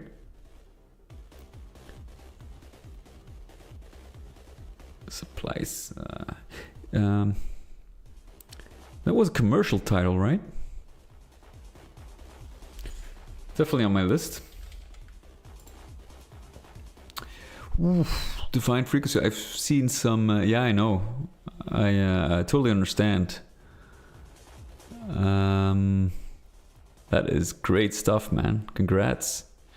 Divine frequency, it's insane. Like how it looks. Almost doesn't feel like a G, but there are many, like nowadays these mods. They almost don't look like, you know, like they're made from GZdoom. It's insane how versatile the engine actually is. But that's pretty awesome if you can get paid for, you know, your hobby stuff. Poly object cameras. Wow, nice. That is pretty cool.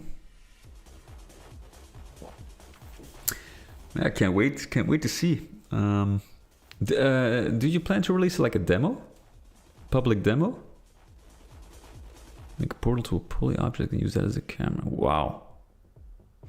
That's some black magic right there. That's interesting. And what I think is really fun about these, you know, projects that work with GZdoom is that you can just, there's no need to reverse engineer. It's just there. You can open it. Oh, there's a demo. Oh, I completely missed that.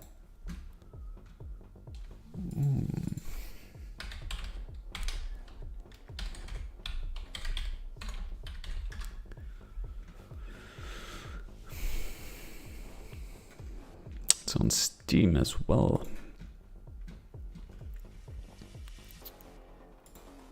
It looks wonderful. So are you like, are you like full part of the dev team, or are you like a contractor? I'll keep it under wraps. I understand the whole NDA thing all too well. Oh, okay, texture artist, nice. Nice. You know what? Actually, what I was considering at some point is making Annie 2 like a separate game, like the sequel, doing everything custom, like an actual full out fleshed out game. But it would require a team. Maybe I can do a Kickstarter. Would be nice if I can hire some of you lads to do you know, to help me out.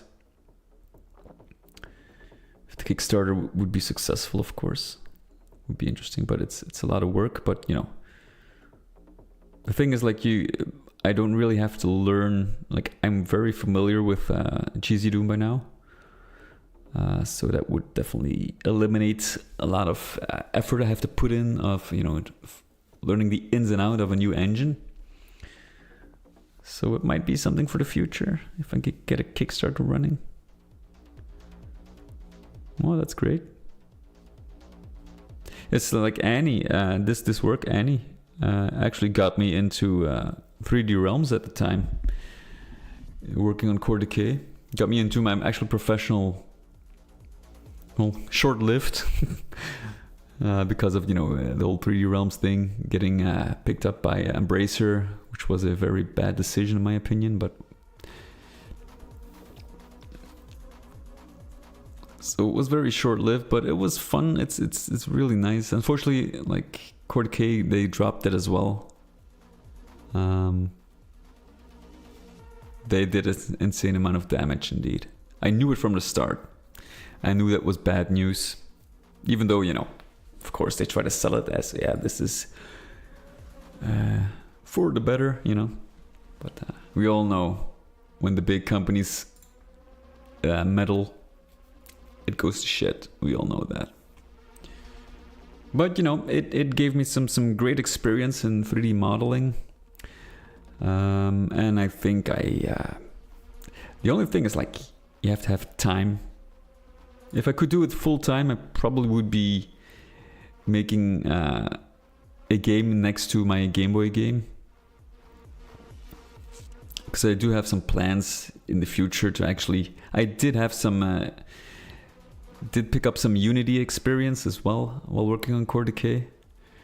So what I was thinking, like, you know, like not like a 2D platformer, but like a combination of 2D and isometric, where you can actually run around, like going downstairs and stuff like that, like have the camera shift back and forth And what I always wanted to do was actually like create like almost like a nightmare creature clone, you know. I absolutely love the atmosphere, love the design, everything about it.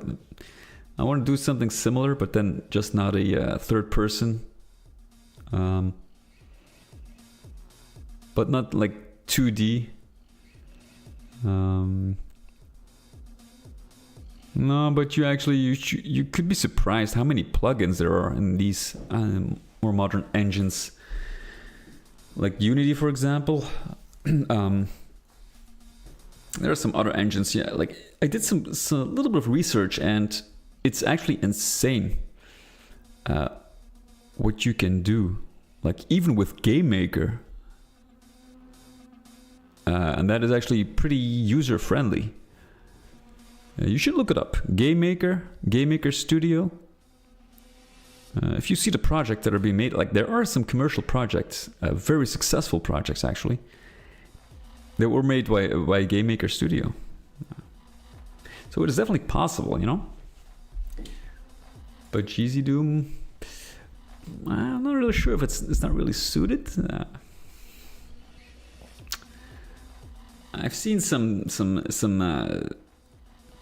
you know, there are some games actually that use like a 2D scroller or something that have been made by GZdoom with the GZdoom engine, because it's basically like, you know, it's mainly when it comes to 2D, it's you can program the mechanics in, and the rest is actually pretty much camera work, which, you know, you can control in GZdoom.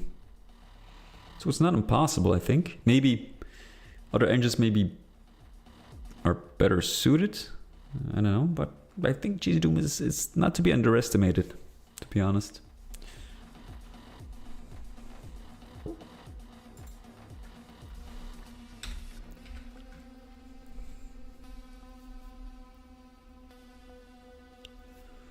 Have you seen Shroud?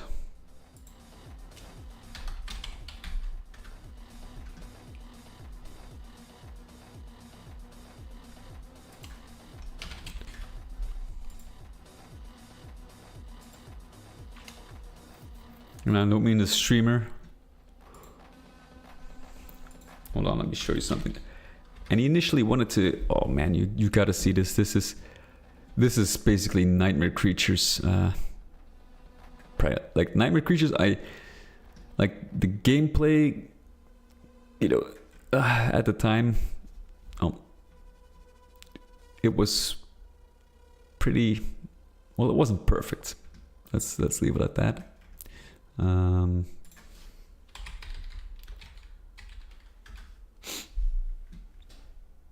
It wasn't perfect, but I loved everything about it, like the atmosphere. Let me show you something. That is, you know, Nightmare Creatures. Also made by a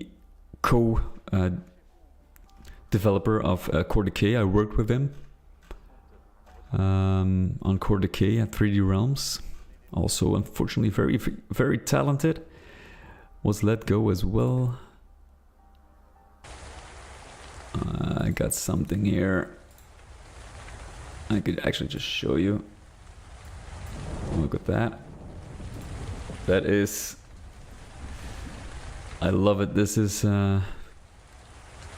just a small section where he tests some things out. But this is, you know...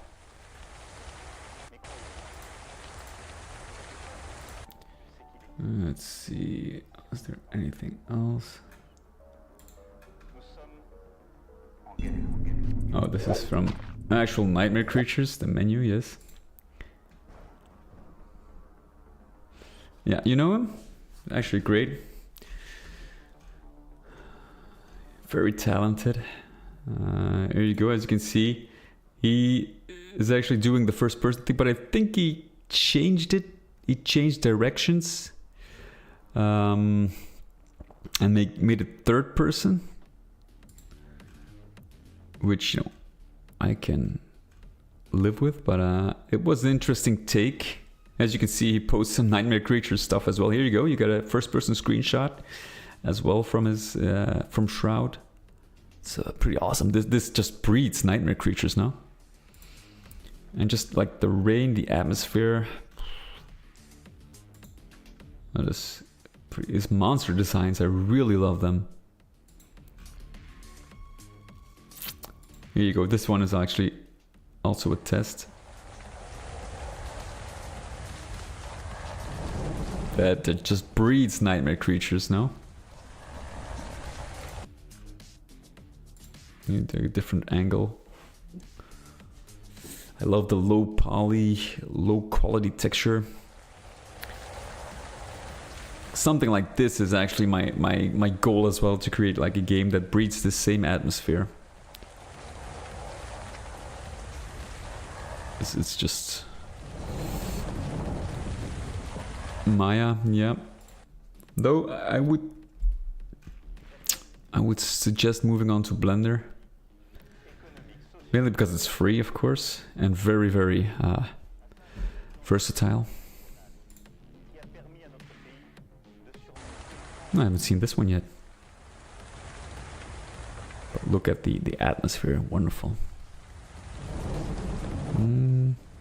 You know, you can actually, if you want to do low poly, have you checked out...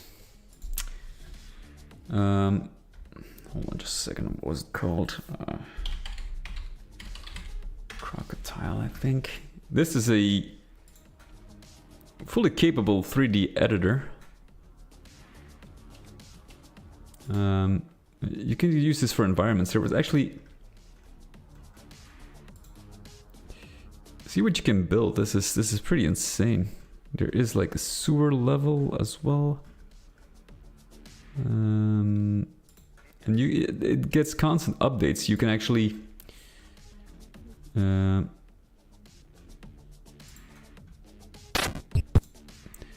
you can see, like it's pretty easy to do low poly environments.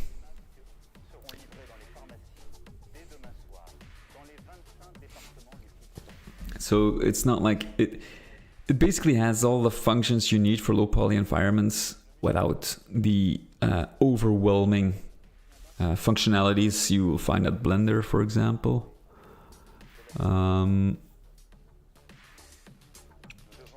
So it kind of depends like what type of game you want to make. But this works just as well, as you can see. Here is actually the sewer level. I really like that.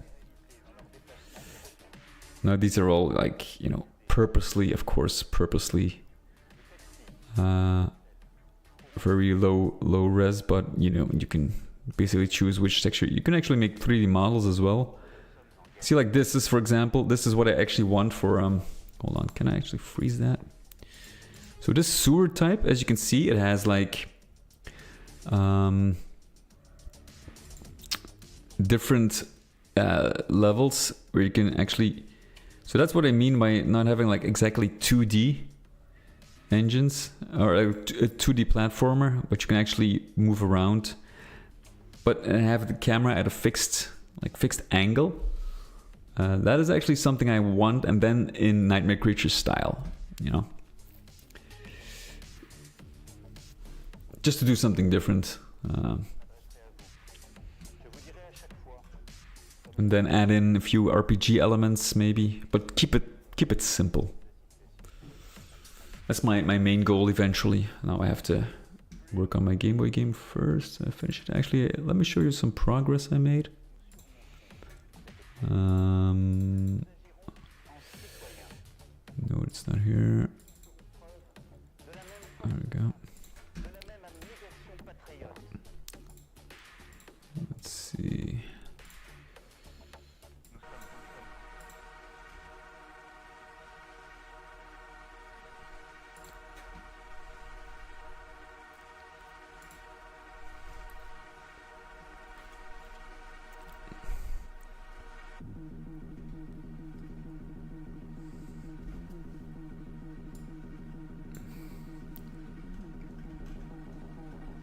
So we got a boss fight and everything.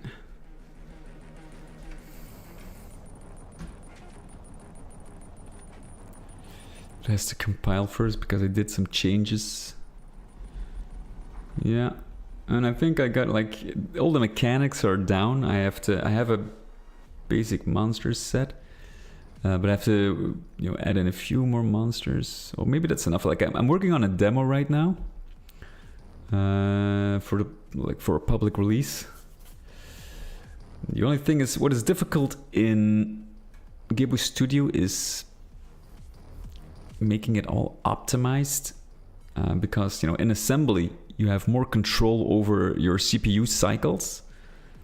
You don't have that in GZdoom Studio. As you can see, I got some stuff working here.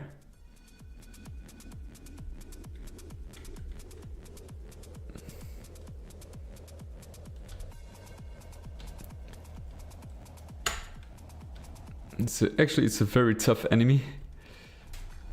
Now I have double jump now, but so that is one. Let me show you a different part of the map. I'll start right here.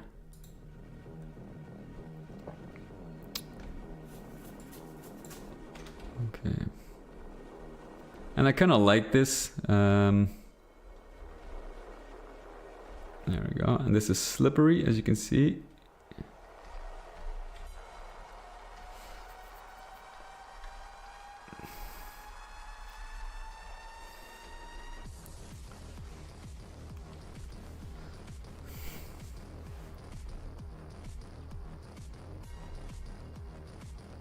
So you get in here, and then it's a nice intro to the boss.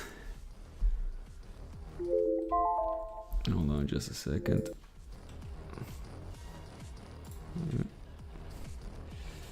Now you can actually jump on the brain part. I just give it 1 hit point because I needed to test some things. Now you go back, and as you can see, the door is broken and it's no longer accessible, meaning you have defeated like the first boss. And you can just go back like this. So that is basically what I have at the moment. These are like demo levels, which I'm working on. You can also, these are also accessible in the demo because you have to brew some potions, of course. I kind of want a good vertical slice of the game. Like, I have a few basic ingredients you can use to brew like maybe 1 or 2 potions, just to show the mechanics to the players, get them warm for the game. I also have a publisher, so it's gonna be like a fully fledged game with like in the good old days where you have like an actual cardboard box with the cartridge, stuff like that, a manual. So that's really fun and exciting to have an actual physical release for the original hardware. So I'm really excited about that, and hopefully it sells well, or sells enough to get me started, because my end goal would be there's actually a very large scene. You should, if you do some research, you'd find that there's a huge community doing physical releases for old school games, not just for Game Boy, for Nintendo. For the NES. What was there? Amiga, I think. Even PlayStation 1. It's kind of like it's coming back. So great opportunities for physical. I really miss the days of physical releases.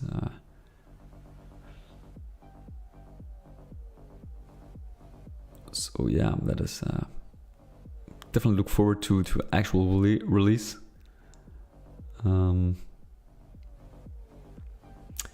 That's great that that there are people, and it's pretty professional. If you look at, let me show you real quick. I can show you. There's a huge market, as you can see here, for example. See, these are brand new homebrew games, and not just for the Game Boy, for ZX Spectrum. You know, so that's pretty cool, huh? Commodore, Atari as well, indeed. Like,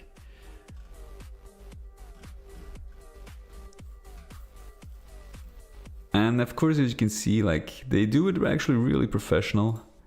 It's not like, it's basically indistinguishable from the good old days.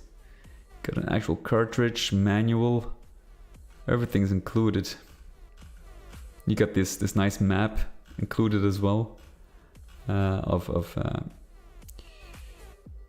there are many publishers nowadays.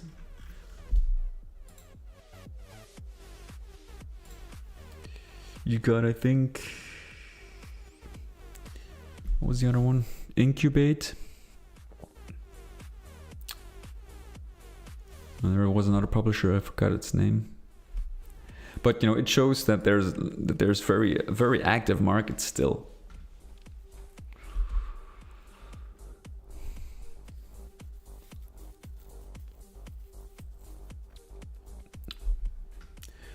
Oh, there we go. I'm gonna leave it at that for today. Maybe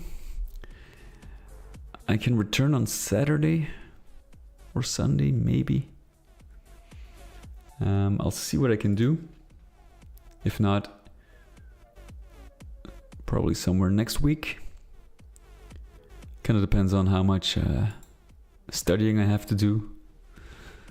But I'll see. I still have to work on my Game Boy game as well, of course. But you know, we made some good progress today.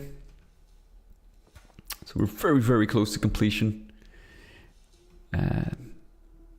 It's a matter of putting the package together, you know. So I'm still aiming for a late 2025 release. If not, it's gonna be early 2026 for sure. I'm gonna do my best to get it out, and then I can just take a small break from Annie from episode 3, and just focus on getting the demo for my Game Boy game out, and then, you know, after that, continue on episode 3 and take some feedback. I have to do some changes for episode 1 as well, to kind of bring it up to speed, or for the same, to bring it up to the same quality level as episode 2, because there's a lot of time in between those 2 episodes. So I'm not gonna wait too long for episode 3, so that the level of quality, the current level of quality, kind of remains the same. So thank you so much for joining, and hopefully I'll see you Saturday. If not, probably somewhere next week. Take care, have a great day, and I'll see you guys soon.